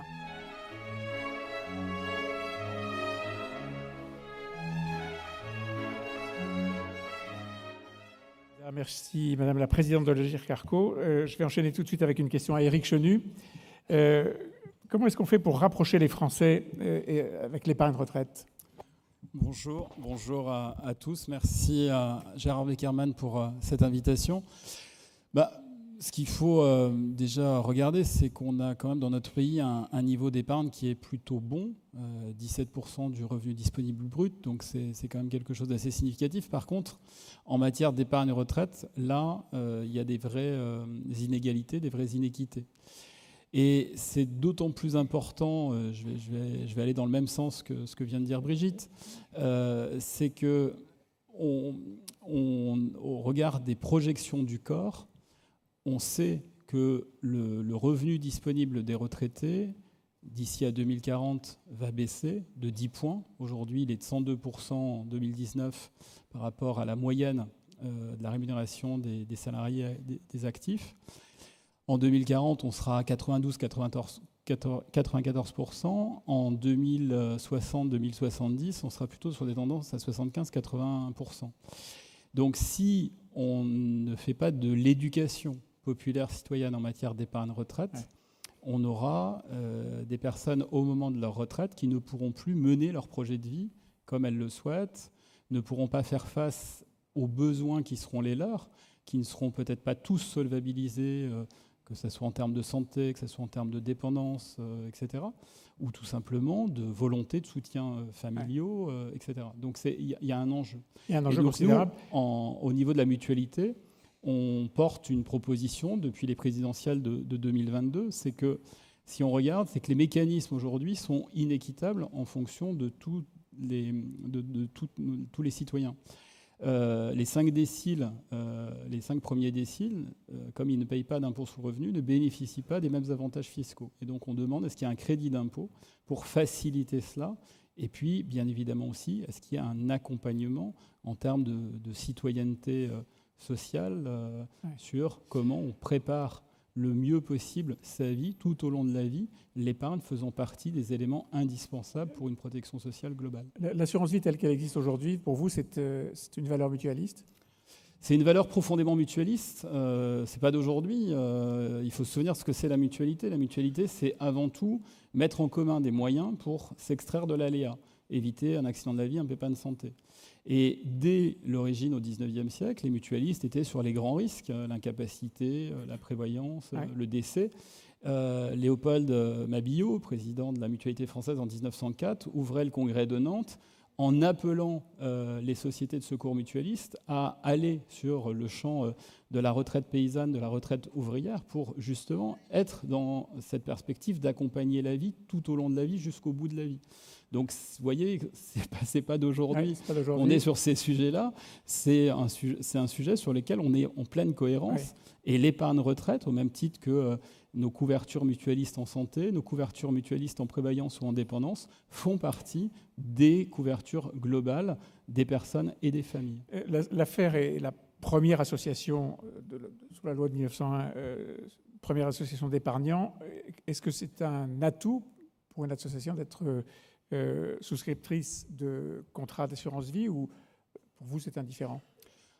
Moi, je pense que les associations souscriptrices, c'est des atouts. Alors après, nous, en mutualité, on avait déjà un certain savoir-faire, parce que les mutuelles étant souvent monoproduits en épargne retraite, de par leur mode de gouvernance, leur spécificité démocratique, associaient déjà leurs adhérents, leurs souscripteurs, au pilotage du produit et même plus largement au pilotage de la mutuelle.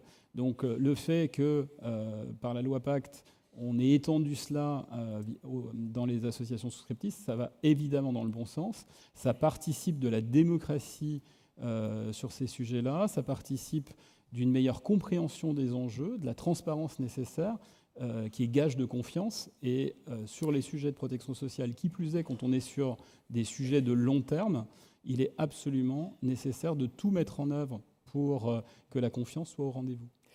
Merci beaucoup. Merci Eric Chaugy. Je me tourne vers Valérie Rabault et François Jolivet. Nous avons la chance d'avoir deux éminents parlementaires. Valérie Rabault du PS, je le rappelle, et François Jolivet de Horizon, avec un S. Est-ce que l'un et l'autre, vous avez une lecture politique de l'épargne ? Valérie Rabault. Alors, je pense que, bonjour à toutes et tous, la question sur l'épargne, c'est toujours ce qu'on veut lui faire jouer. Moi, je pense qu'un instrument ne peut pas remplir 40 000 objectifs. Et avec l'épargne, évidemment, on a une relation entre les investisseurs et l'investissement que nous faisons dans la société. Alors, je ne sais pas, et ça c'est peut-être une question que je vais retourner à la question, c'est si les investisseurs qui investissent dans l'assurance vie connaissent la finalité, savent que ça va à 60% dans les entreprises, 30% pour, grosso modo, les OAT de l'État. Est-ce qu'ils en sont bien conscients ? Et je pense que donner du sens à l'investissement, on sortirait la technique plutôt de la nature du produit et on lui donnerait un objectif peut-être plus renforcé. Alors, il y a plusieurs propositions, on en a déjà eu l'occasion de les aborder, parce que si on regarde d'un point de vue budgétaire, tout à l'heure j'ai entendu Charles-Amédée de Courson, nous étions dans les coulisses, quand on regarde sur les produits d'épargne, que ce soit pour l'épargne retraite, ça représente ce qu'on appelle une niche fiscale de 2 milliards d'euros par an, et l'assurance vie, c'est 1,3 milliard d'euros. Bon, je le répète, c'est pas du crédit d'impôt, c'est de la réduction d'impôt. C'est pour rebondir sur ce que dit Monsieur le Président de la Mutualité. Donc ces questions-là, que vous investissiez dans de l'OAT, qui ne rapporte peut-être pas beaucoup et qui est sûr, ou que vous investissiez dans une entreprise plus risquée, eh bien c'est le même avantage fiscal. Moi, je défends, et je sais qu'il y a des débats qui sont là-dessus, que ce n'est pas à l'État de définir les stratégies de gestion. Ça, je l'entends parfaitement. Mais je pense que ce serait important qu'il puisse y avoir un signal à enveloppe constante, c'est-à-dire on garde les 2 milliards, on garde les 1,3 milliard, ce qu'on appelle de la niche fiscale. Et c'est quoi un signal ? Un signal, c'est de dire si on investit dans du plus risqué, on a un avantage fiscal supérieur. Voilà. D'accord. François Jolivet. Moi, j'ai bien apprécié la définition de l'assureur transformer des incertitudes en certitudes, mais avec un seul objectif, c'est-à-dire de préserver l'épargnant de l'érosion monétaire. Ça, c'est le premier acte de solidarité. On avait tout à l'heure le vice-président de la PCR qui disait frais de gestion parce qu'en fait, contrôle supplémentaire, papier supplémentaire, mais tout ça, c'est imputé sur les frais de gestion des épargnants. Et donc, le premier objectif, à mon avis, ça doit déjà être celui-là. Et c'est vrai que quand on est épargnant et qu'on est gestionnaire pour le compte d'épargnant, bien entendu qu'on est attentif aux politiques publiques. Pour autant, ce n'est pas fait pour financer que les politiques publiques, c'est fait pour vous protéger de l'érosion monétaire. Et force est de constater qu'on a quand même une vraie question à se poser sur la rémunération de l'épargne populaire, c'est qui capte la valeur? Est-ce que c'est le gestionnaire du fonds? Peut-être. Est-ce que c'est l'État? Peut-être. Est-ce que c'est l'État lorsqu'on prête, lorsqu'on dit il faudrait acheter des obligations à pas trop cher? Donc là, il gagne parce qu'il payera moins. Mais au bout du bout, c'est l'épargnant qui voit 2% sur son contrat d'assurance vie. Et puis en ce moment, le livret A, il est à 3, quoi. Donc ça pose un vrai sujet. Et si je peux me permettre, je pense qu'il faudra qu'on apporte une réponse collective à ces questions-là. Puisqu'on s'aperçoit que ceux qui gagnent de l'argent, beaucoup sont ceux qui achètent plutôt des actions, donc qui captent la valeur en haut de bilan. Et quand on prête en obligation en bas de bilan, eh bien celui qui collecte la ressource, il a tout intérêt à la rémunérer le moins possible. D'où la complexité des produits d'épargne. Oui. Et c'est toute la plus-value apportée par le Conseil. Et je pense qu'il faudra qu'on travaille sur ce sujet-là, parce qu'il n'est pas normal que cette épargne-là, on soit les spectateurs béats de se faire manger la plus-value par l'érosion monétaire naturelle. Et puis finalement, on se dit, je filerai ça à mes enfants. Et puis en plus, quand on hérite, on est déjà en retraite. On se dit, je filerai ça à mes enfants. Et puis plus personne ne regarde trop le rendement. Ouais. Et ça, je ne trouve pas ça convenable. Voilà. François Jolivet, vous êtes aussi un spécialiste du logement. Oui, c'est bien ce secteur. C'est pas un secteur très porteur en ce moment. Est-ce que ça vous fait, changer votre allocation d'actifs ou la vision que vous avez précisément de l'épargne de retraite versus le logement? Moi, je ne pourrais pas déconseiller aux gestionnaires de fonds de ne pas investir dans le logement parce que pour vivre, il faut avoir un toit sur la tête. Donc, il y a toujours une valeur à cet objectif. Pour autant, aujourd'hui, on a une crise... moi, je ne pense pas qu'on ait une crise nationale du logement. On a une crise territoriale de l'habitat et une crise territoriale du parcours résidentiel de l'habitant. Parce que chaque problématique sont différentes suivant les territoires. Pour autant, c'est vrai que la rentabilité aujourd'hui du logement est aujourd'hui extrêmement taxée parce que vouloir être propriétaire, il faut en avoir envie. Et on cultive d'ailleurs le lien charnel avec l'investisseur. Vous aurez une maison, vous aurez quelque chose à transmettre, mais ça me paraît plutôt un bon signe. Alors, je ne découragerai pas, même si on doit s'interroger aussi sur la manière dont est taxé le propriétaire, parce qu'aujourd'hui, le logement n'est pas un sujet qui a beaucoup d'écoute et d'appétence, on va dire, dans les décisions publiques. Valérie Rabault, vous ne serez sûrement pas étonné par ce que je vais vous dire, mais tous ceux qui sont intervenus dans les échanges précédents disent qu'il y a une vertu cardinale en matière d'assurance vie, c'est la stabilité des règles, la stabilité de la fiscalité. Vous partagez ?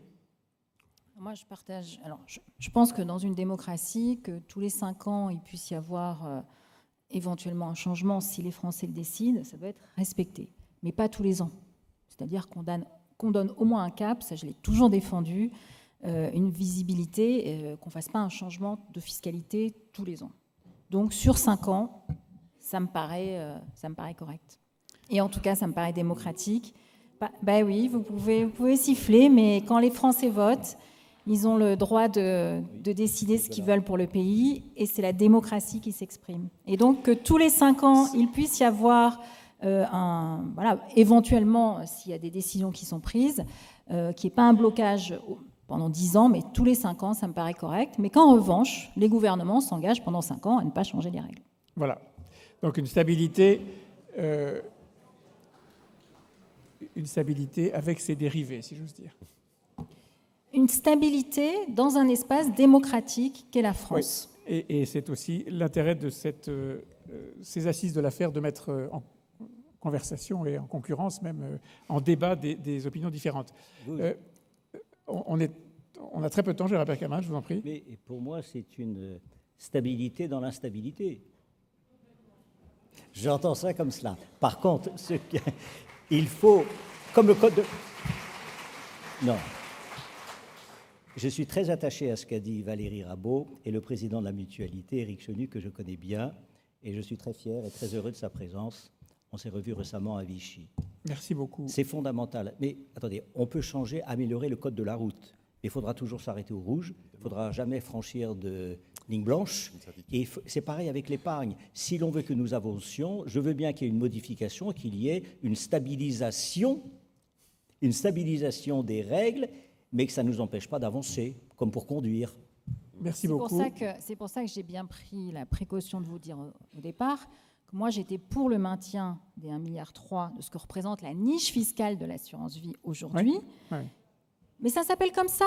Ça s'appelle. S'il vous plaît. Non. S'il vous plaît. Non. S'il vous plaît, je pense que... Madame la députée. Ça s'appelle comme ça dans les documents de Bercy. Ça s'appelle comme ça dans les documents de Bercy. Non, Attendez, non. Soyons respectueux, s'il vous plaît. Non, mais ça ne me dérange pas d'entendre des sifflets et qu'il y ait des désaccords.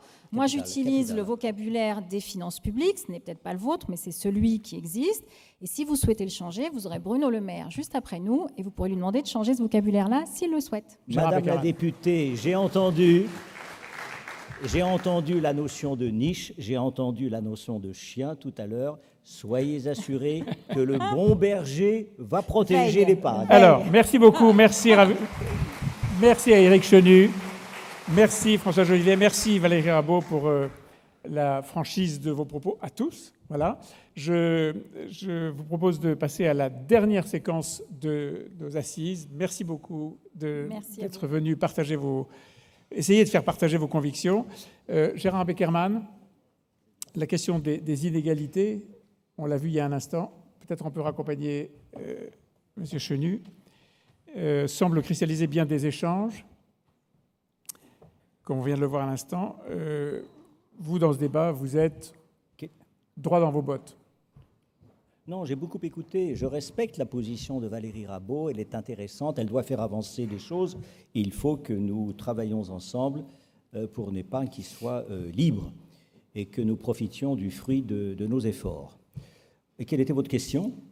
Ma question, c'est est-ce que vous partagez comment est-ce que vous vous inscrivez dans ce débat sur la cristallisation des inégalités telle qu'elle vient d'être exprimée ? Les inégalités. Écoutez, Saint-Augustin, il disait « Je suis contre la richesse, mais je suis pour l'enrichissement ». Ça veut tout dire. C'est-à-dire, dans un revenu, il y a l'épargne et la consommation. Et je trouve qu'au cours des siècles, il y a eu un effort extraordinaire en matière de convergence des modes de consommation. Ma gardienne, elle a un iPhone 14. Moi, j'ai un iPhone 14. Elle part en vacances, je pars en vacances. Il y a une grande homogénéisation des comportements des consommateurs. Et ça, c'est un extraordinaire atout en matière de réduction des inégalités. Parce que finalement, dans la vie, on est là pour consommer et épargner. Mais si on est juste sur la consommation, il nous reste maintenant quelques décennies devant nous pour, je dirais, réduire et aller dans le sens d'une plus grande homogénéisation en matière de titulaires de revenus. On est égalitaire en matière d'utilisation de revenus par des modes de consommation, mais on est encore très inégalitaire en matière de titulaires de revenus. Et je pense qu'il faudra s'inspirer, comme je l'ai entendu ce soir, de toutes les initiatives pour qu'il y ait plus d'équité. Merci beaucoup. Il est temps de tirer les principaux enseignements de ce qu'on a évoqué sur ce plateau ce soir. Je vous invite à rejoindre le pupitre pour tirer la conclusion de ces débats et de cet après-midi. Gérard Beckermann. Est-ce que le ministre est arrivé ? Le ministre est arrivé, bien sûr, et il vous entend. Bien. Donc, Monsieur le ministre, chers adhérentes, chers adhérents, mesdames, messieurs, une banque, c'est bien. Une compagnie d'assurance, une assurance, c'est bien. Mais une association comme l'affaire, c'est mieux. On est 760 000. Tous les quarts d'heure, un Français adhère à l'affaire. L'affaire n'est pas une compagnie d'assurance, elle est une compagnie d'assurés. Et c'est l'essence de notre mission que de défendre auprès de notre partenaire, AEMA, Abeille, qui est notre assureur, et auprès des pouvoirs publics en permanence le statut juridique, fiscal et social de l'assurance vie. Alors je vous le dis, je suis heureux que notre ministre, en qui nous avons confiance, en qui nous avons eu confiance depuis 6 ans, et nous n'avons pas été trahis. Et il faut le reconnaître. C'est une denrée rare. Mais je le reconnais. Alors l'affaire, elle voudrait être l'initiatrice d'un article 1 du Code général des impôts. Monsieur le ministre, parlez-en à vos équipes, à la DLF, et ça nous rendrait un grand service, et ça rendrait un grand service aux 23 millions de Français qui détiennent un contrat d'assurance vie. Que dirait cet article 1 ? Il y a beaucoup d'articles dans le Code des impôts, sauf le premier. L'affaire en propose, il tient en une ligne. En cas de doute sur une interprétation fiscale, ce qui doit prévaloir, c'est la confiance légitime des citoyens. Et si nous arrivions à aller dans cette direction, ce serait un extraordinaire progrès, je dirais une civilité.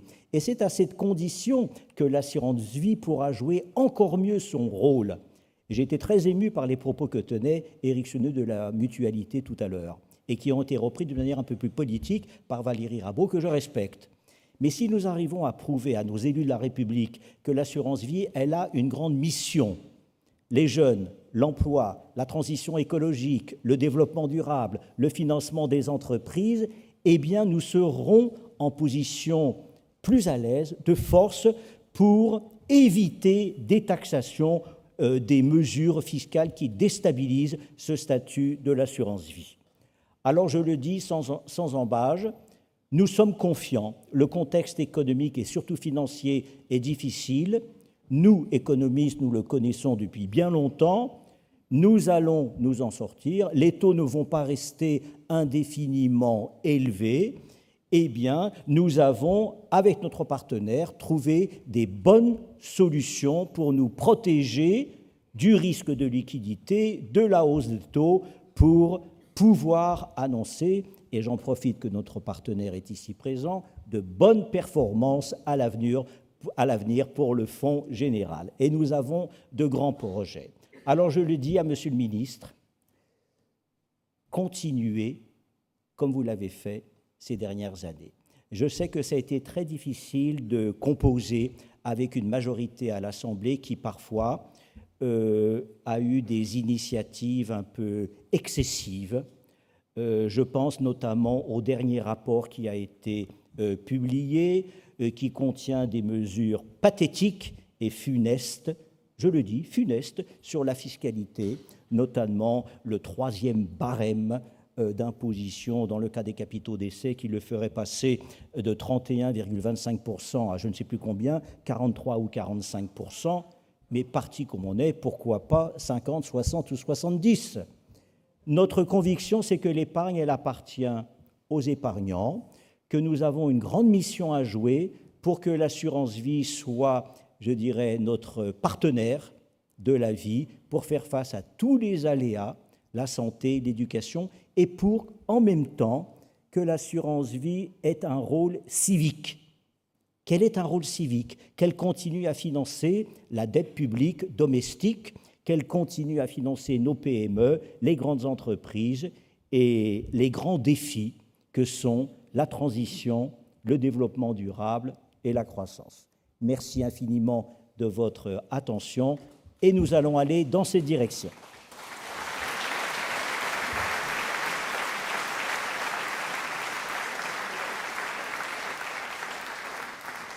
Merci beaucoup.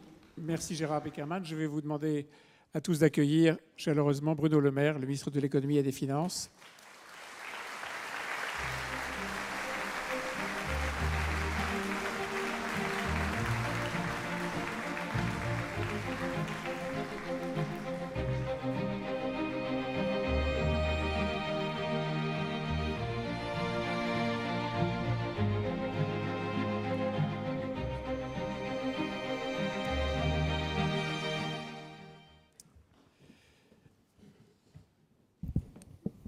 de nous avoir rejoints, Monsieur le Ministre. Merci beaucoup. Nous sommes très sensibles à ce geste. Vous étiez là en 2018. On a rappelé quelques-unes de vos interventions à ce moment-là. Eh bien, on vous écoute pour la clôture de ces assises de l'affaire. Merci, cher Nicolas Béthou, Monsieur le Président, cher Gérard Beckerman, messieurs les parlementaires, mesdames et messieurs, je suis très heureux d'être parmi vous pour la clôture de ces assises de l'Association française d'épargne et de retraite. Ça doit être la 3e ou la 4e fois que je clôture ces assises, et probablement pas la dernière. Je voudrais d'abord remercier à nouveau le président Gérard Beckerman et vous dire que si j'apprécie toujours ces rendez-vous, celui-ci était encore plus important que tous ceux auxquels j'ai pu participer dans les années passées. Car chacun le voit bien, l'économie française est confrontée, comme toutes les économies européennes, comme toutes les économies développées, à des turbulences majeures. Et dans ces turbulences, les épargnants sont un pôle de stabilité. Nous comptons donc sur les épargnants privés, sur l'affaire, sur ces 750 000 adhérents, pour être un pôle de stabilité dans un monde de turbulences. Et je veux vous dire à quel point votre épargne est décisive pour notre économie, à quel point elle est un atout. Elle est un atout d'abord parce qu'elle est une sécurité. Avoir une nation qui a une épargne forte, c'est avoir une nation qui est en sécurité, en particulier dans ces temps agités, en particulier, votre président l'a rappelé, lorsque les taux d'intérêt ont augmenté aussi fortement, 300 points de base de plus en 2 années, ça ne s'est jamais vu depuis les dernières décennies. Ensuite, parce que cette épargne est un réservoir financier considérable pour financer la transition écologique et les investissements qui nous attendent dans l'intelligence artificielle, dans le calcul quantique ou dans les nouvelles technologies. Et je vous le dis très clairement, je préfère financer la transition écologique par l'épargne que par l'impôt.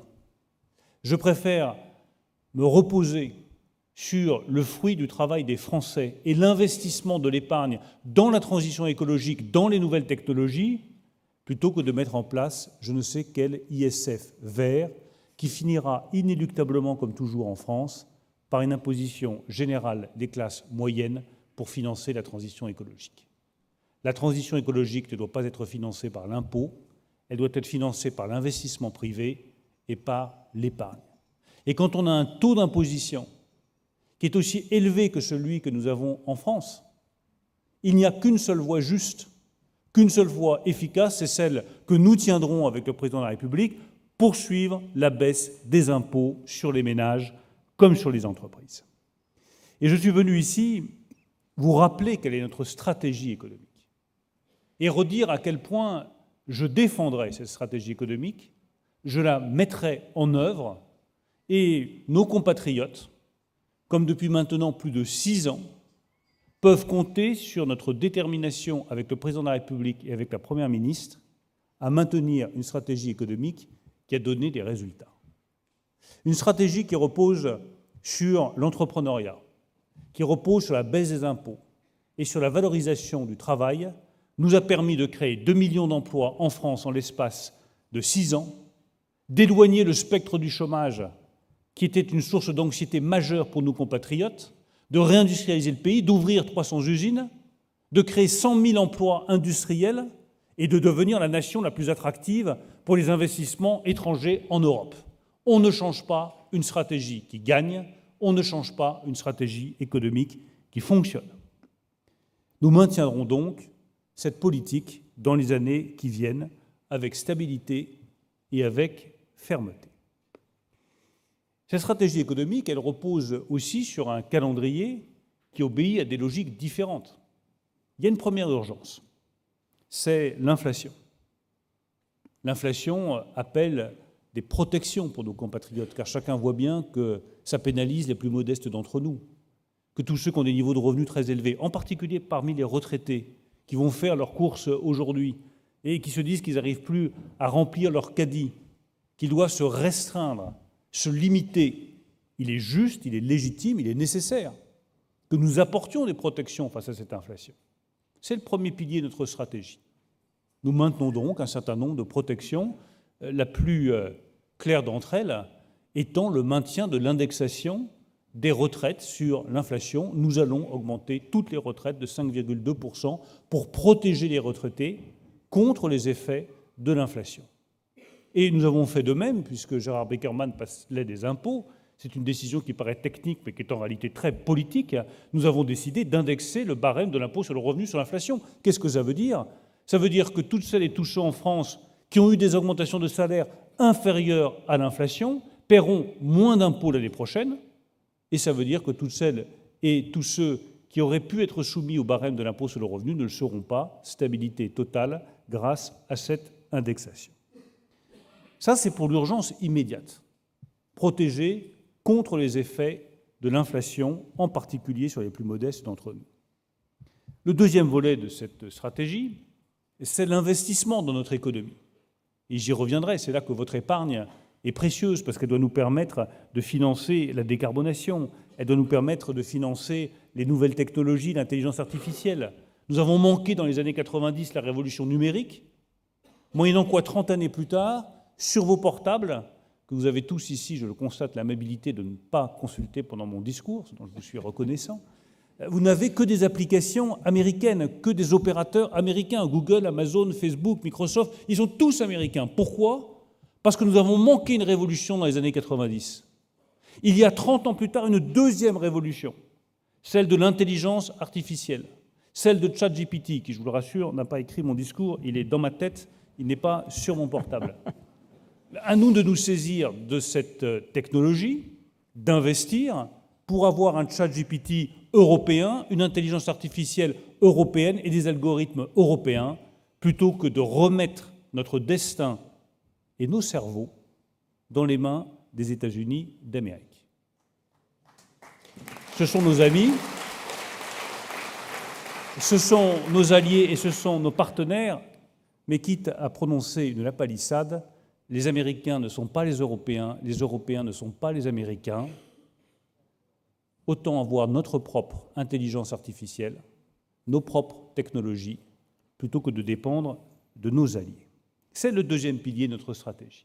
L'investissement dans la décarbonation qui est indispensable et dans les nouvelles technologies qui vont amener des révolutions technologiques majeures qui sont déjà à l'œuvre parmi nous.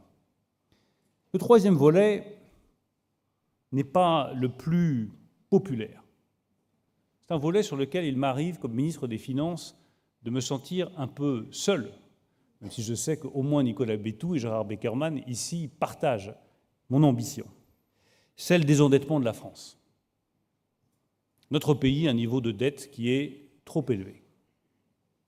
Nous avons dépensé de l'argent public à bon escient, pendant la crise du Covid et pendant l'inflation. Quand je dis à bon escient, c'est parce que si nous n'avions pas dépensé cet argent pour protéger nos entreprises, protéger nos industries, protéger nos savoir-faire, protéger nos salariés, eh bien quand le Covid a frappé notre économie et que l'économie française s'est effondrée comme ça n'était pas arrivé depuis 1929, avec un choc économique d'une violence inouïe autour de vous, et même qui me propose aujourd'hui d'aller encore plus vite sur le désendettement, on me dirait « mais vous avez laissé fermer le restaurant de famille qui était là depuis 20 ans dans mon village. Vous avez laissé fermer cette industrie de technologie de pointe. Vous avez laissé disparaître des savoir-faire qu'on ne retrouve qu'en 30 ans en matière d'ingénierie, de soudeur, de technologie de maintenance. » Nous avons protégé ce qui nous a permis de relancer plus vite notre économie. Mais maintenant que nous sortons de la période de turbulence la plus agitée, on a dépensé, il faut économiser. Nous avons protégé, il faut refaire des réserves en cas de nouvelle crise demain. C'est ce que la France ne sait jamais faire. Il y a un effet cliquet dans la dépense publique française.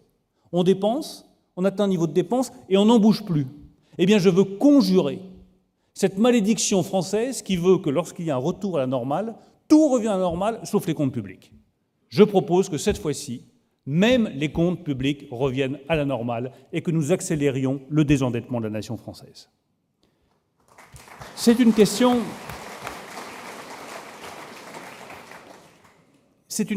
de précaution. Et le rôle de ministre des Finances, il est d'anticiper les crises à venir, d'anticiper les difficultés à venir et d'appliquer aux finances publiques un principe de précaution qu'on applique partout ailleurs. Je ne vois pas pourquoi le principe de précaution s'appliquerait à tout, sauf aux finances publiques et à la dette. La précaution, c'est de mettre de côté pour que si demain une nouvelle crise devait survenir, nous puissions à nouveau vous protéger. C'est aussi un principe de responsabilité. On ne peut pas considérer que la situation est la même quand l'argent est gratuit ou quand l'argent est cher. Ce n'est pas la même chose pour un État comme pour un ménage de s'endetter quand l'argent est disponible, gratuit, à 0%, et quand les taux d'intérêt sont à 3, 3,5 ou 4%. La charge de la dette française, elle est de 30, 34, 35 milliards d'euros. Elle va passer en 2027 à 74 milliards d'euros. C'est l'équivalent du budget du ministère de la Défense. C'est l'équivalent de plusieurs hôpitaux, de plusieurs écoles, de plusieurs collèges, de plusieurs universités. Est-ce que vous ne pensez pas que nous pourrions mieux dépenser l'argent des Français que dans le paiement des intérêts de notre dette? Je veux appliquer un principe de responsabilité pour mieux dépenser notre argent. Enfin, c'est un principe de cohérence. Nous sommes membres de l'Union européenne. Nous appartenons à une zone monétaire qui nous a protégés pendant la crise, qui nous a permis de lever de la dette en commun. Et on était tous bien contents de pouvoir bénéficier de l'attractivité de la dette allemande pour avoir des taux plus faibles. Et d'être tous collectivement, les 19, dans le même bateau financier pour faire face à la crise financière. Il faut aussi respecter des règles que nos autres amis européens respectent. Et que nous revenions sous les 3% de déficit public et que nous réduisions notre dette comme le font tous les pays européens, sans exception. Je vois sur les bancs de gauche certains qui me disent « la dette, ça compte pas, on peut dépenser tant et plus, et après tout, vive les déficits ».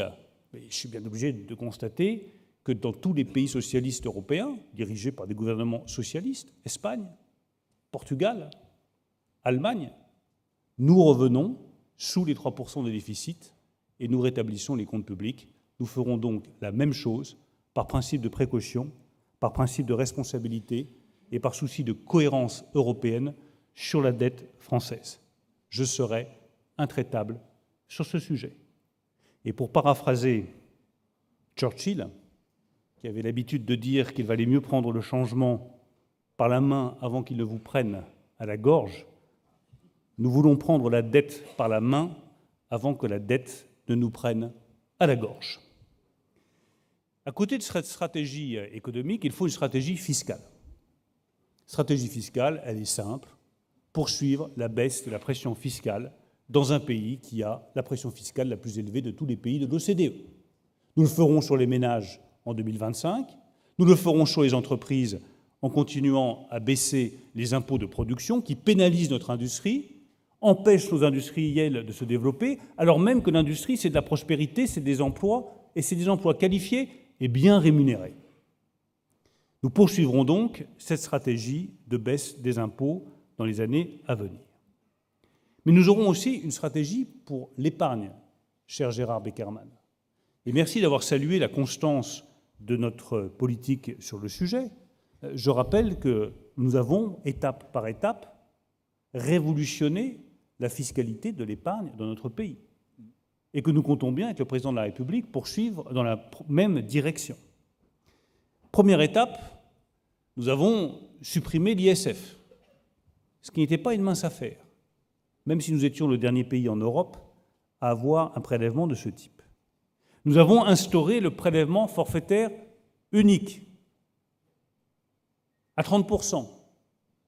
Et je dis à tous nos parlementaires de la majorité, amis avec lesquels nous pouvons avoir des discussions théoriques sur le sujet, et je sais que je peux compter sur les parlementaires de la majorité, je vois Daniel Labaronne, membre de la Commission des Finances, au premier rang, ne touchons pas à ce qui est un des piliers de la politique fiscale du gouvernement et de la majorité, le prélèvement forfaitaire unique à 30%.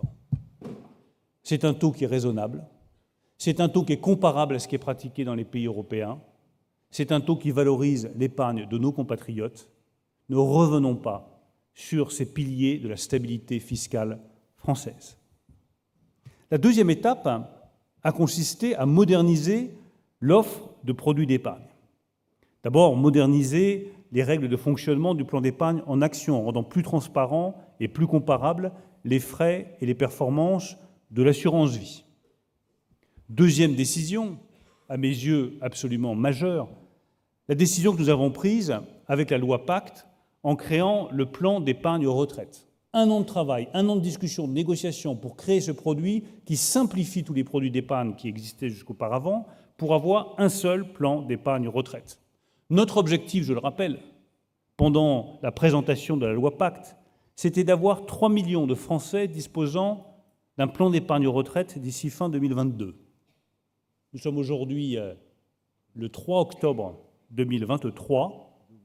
7,4 millions de Français ont ouvert un plan d'épargne retraite pour un encours de 85 milliards d'euros. C'est un immense succès. Qu'est-ce que cela montre? Cela montre que ça vaut le coup d'abord d'avoir des dispositifs simples.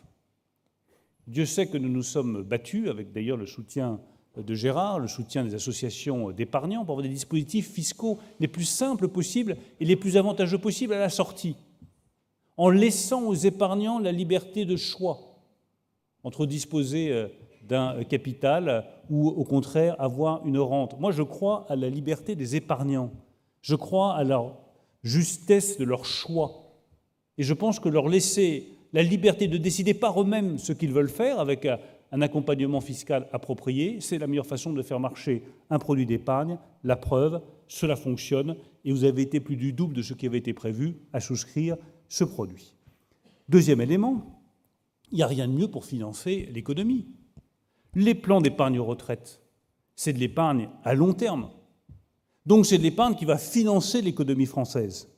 54% des encours du plan d'épargne retraite financent les entreprises, que ce soit en actions ou en dette. Ça veut dire que plus de 40 milliards d'euros de ces produits financent l'économie française. Je remercie toutes les épargnantes et tous les épargnants qui, à travers ce produit, financent le développement économique de notre nation, sa réindustrialisation et ses victoires technologiques. En assurance vie, même chose. La part d'investissement en unités de compte est passée de 18% à 40% entre 2018 et 2022. Là aussi, ça finance l'économie française. Donc je vois là une voie à suivre qui va permettre de financer la transition écologique, les investissements dans les nouvelles technologies, pas simplement sur fonds publics, pas simplement par plus de dépenses publiques, mais par plus d'épargne de long terme avec des avantages fiscaux appropriés. La troisième étape, c'est la loi Industrie verte qui marque notre volonté de poursuivre dans ce chemin d'un financement de l'économie par l'épargne.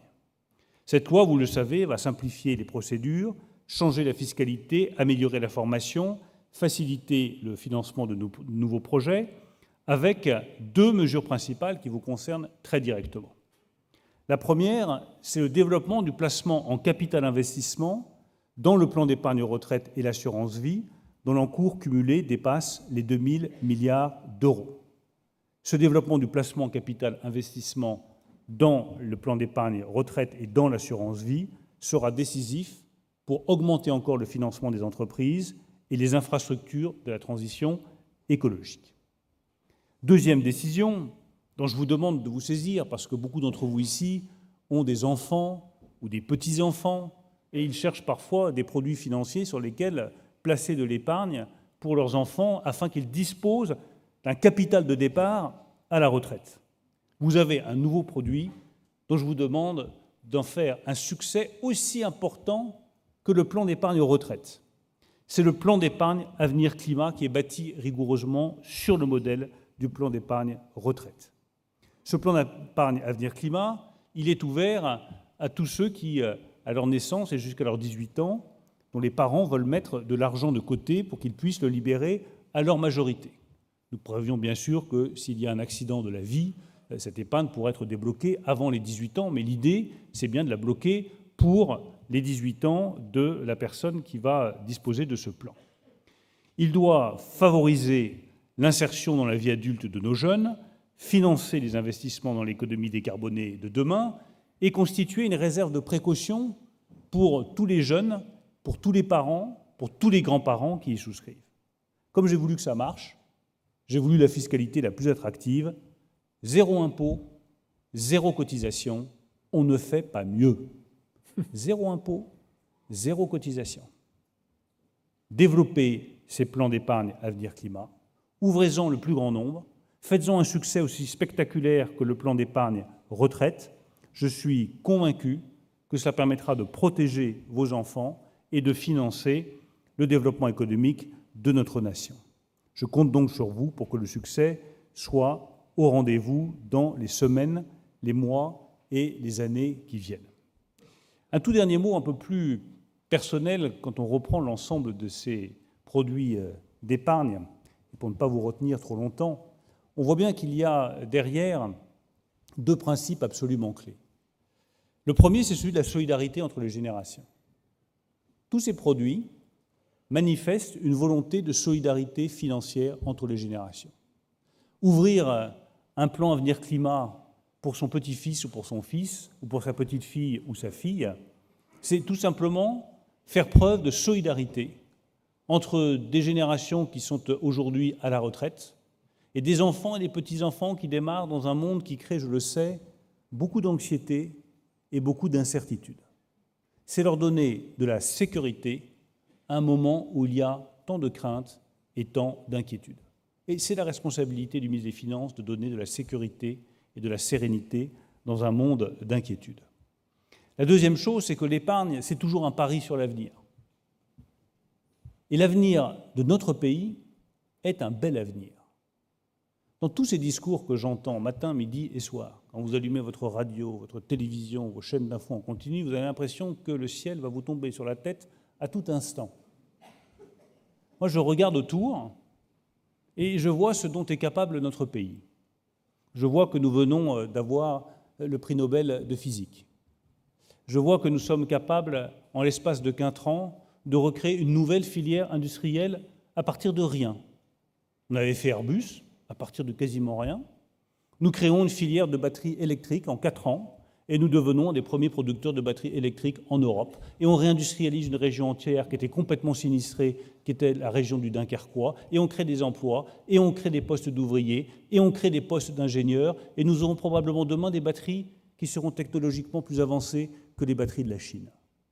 Je vois qu'un pays qui a un budget de la défense significativement moins important que celui des États-Unis d'Amérique est capable de produire l'avion de chasse le plus performant de la planète avec le Rafale. Je vois que notre pays est capable de disposer, de former les meilleurs scientifiques sur l'intelligence artificielle, les meilleurs scientifiques sur les calculs quantiques. Et que quand je rencontre, pour revenir à ChatGPT, le patron de ChatGPT, Sam Altman, qu'est-ce qu'il vient faire en France? Son shopping pour récupérer les meilleurs cerveaux de la planète, c'est-à-dire les cerveaux français. Donc arrêtons de nous jeter des sacs de cendres sur la tête. Arrêtons de considérer que l'avenir de la France est écrit au passé. Je crois exactement l'inverse. Et je pense qu'être habité par un petit sentiment de fierté nationale et de confiance en soi, ça vaut pour les épargnants, ça vaut aussi pour la nation française dans son ensemble. Merci à toutes et à tous, et je vous souhaite une bonne fin d'assises. Merci Bruno Le Maire, merci beaucoup, merci Gérard Beckerman.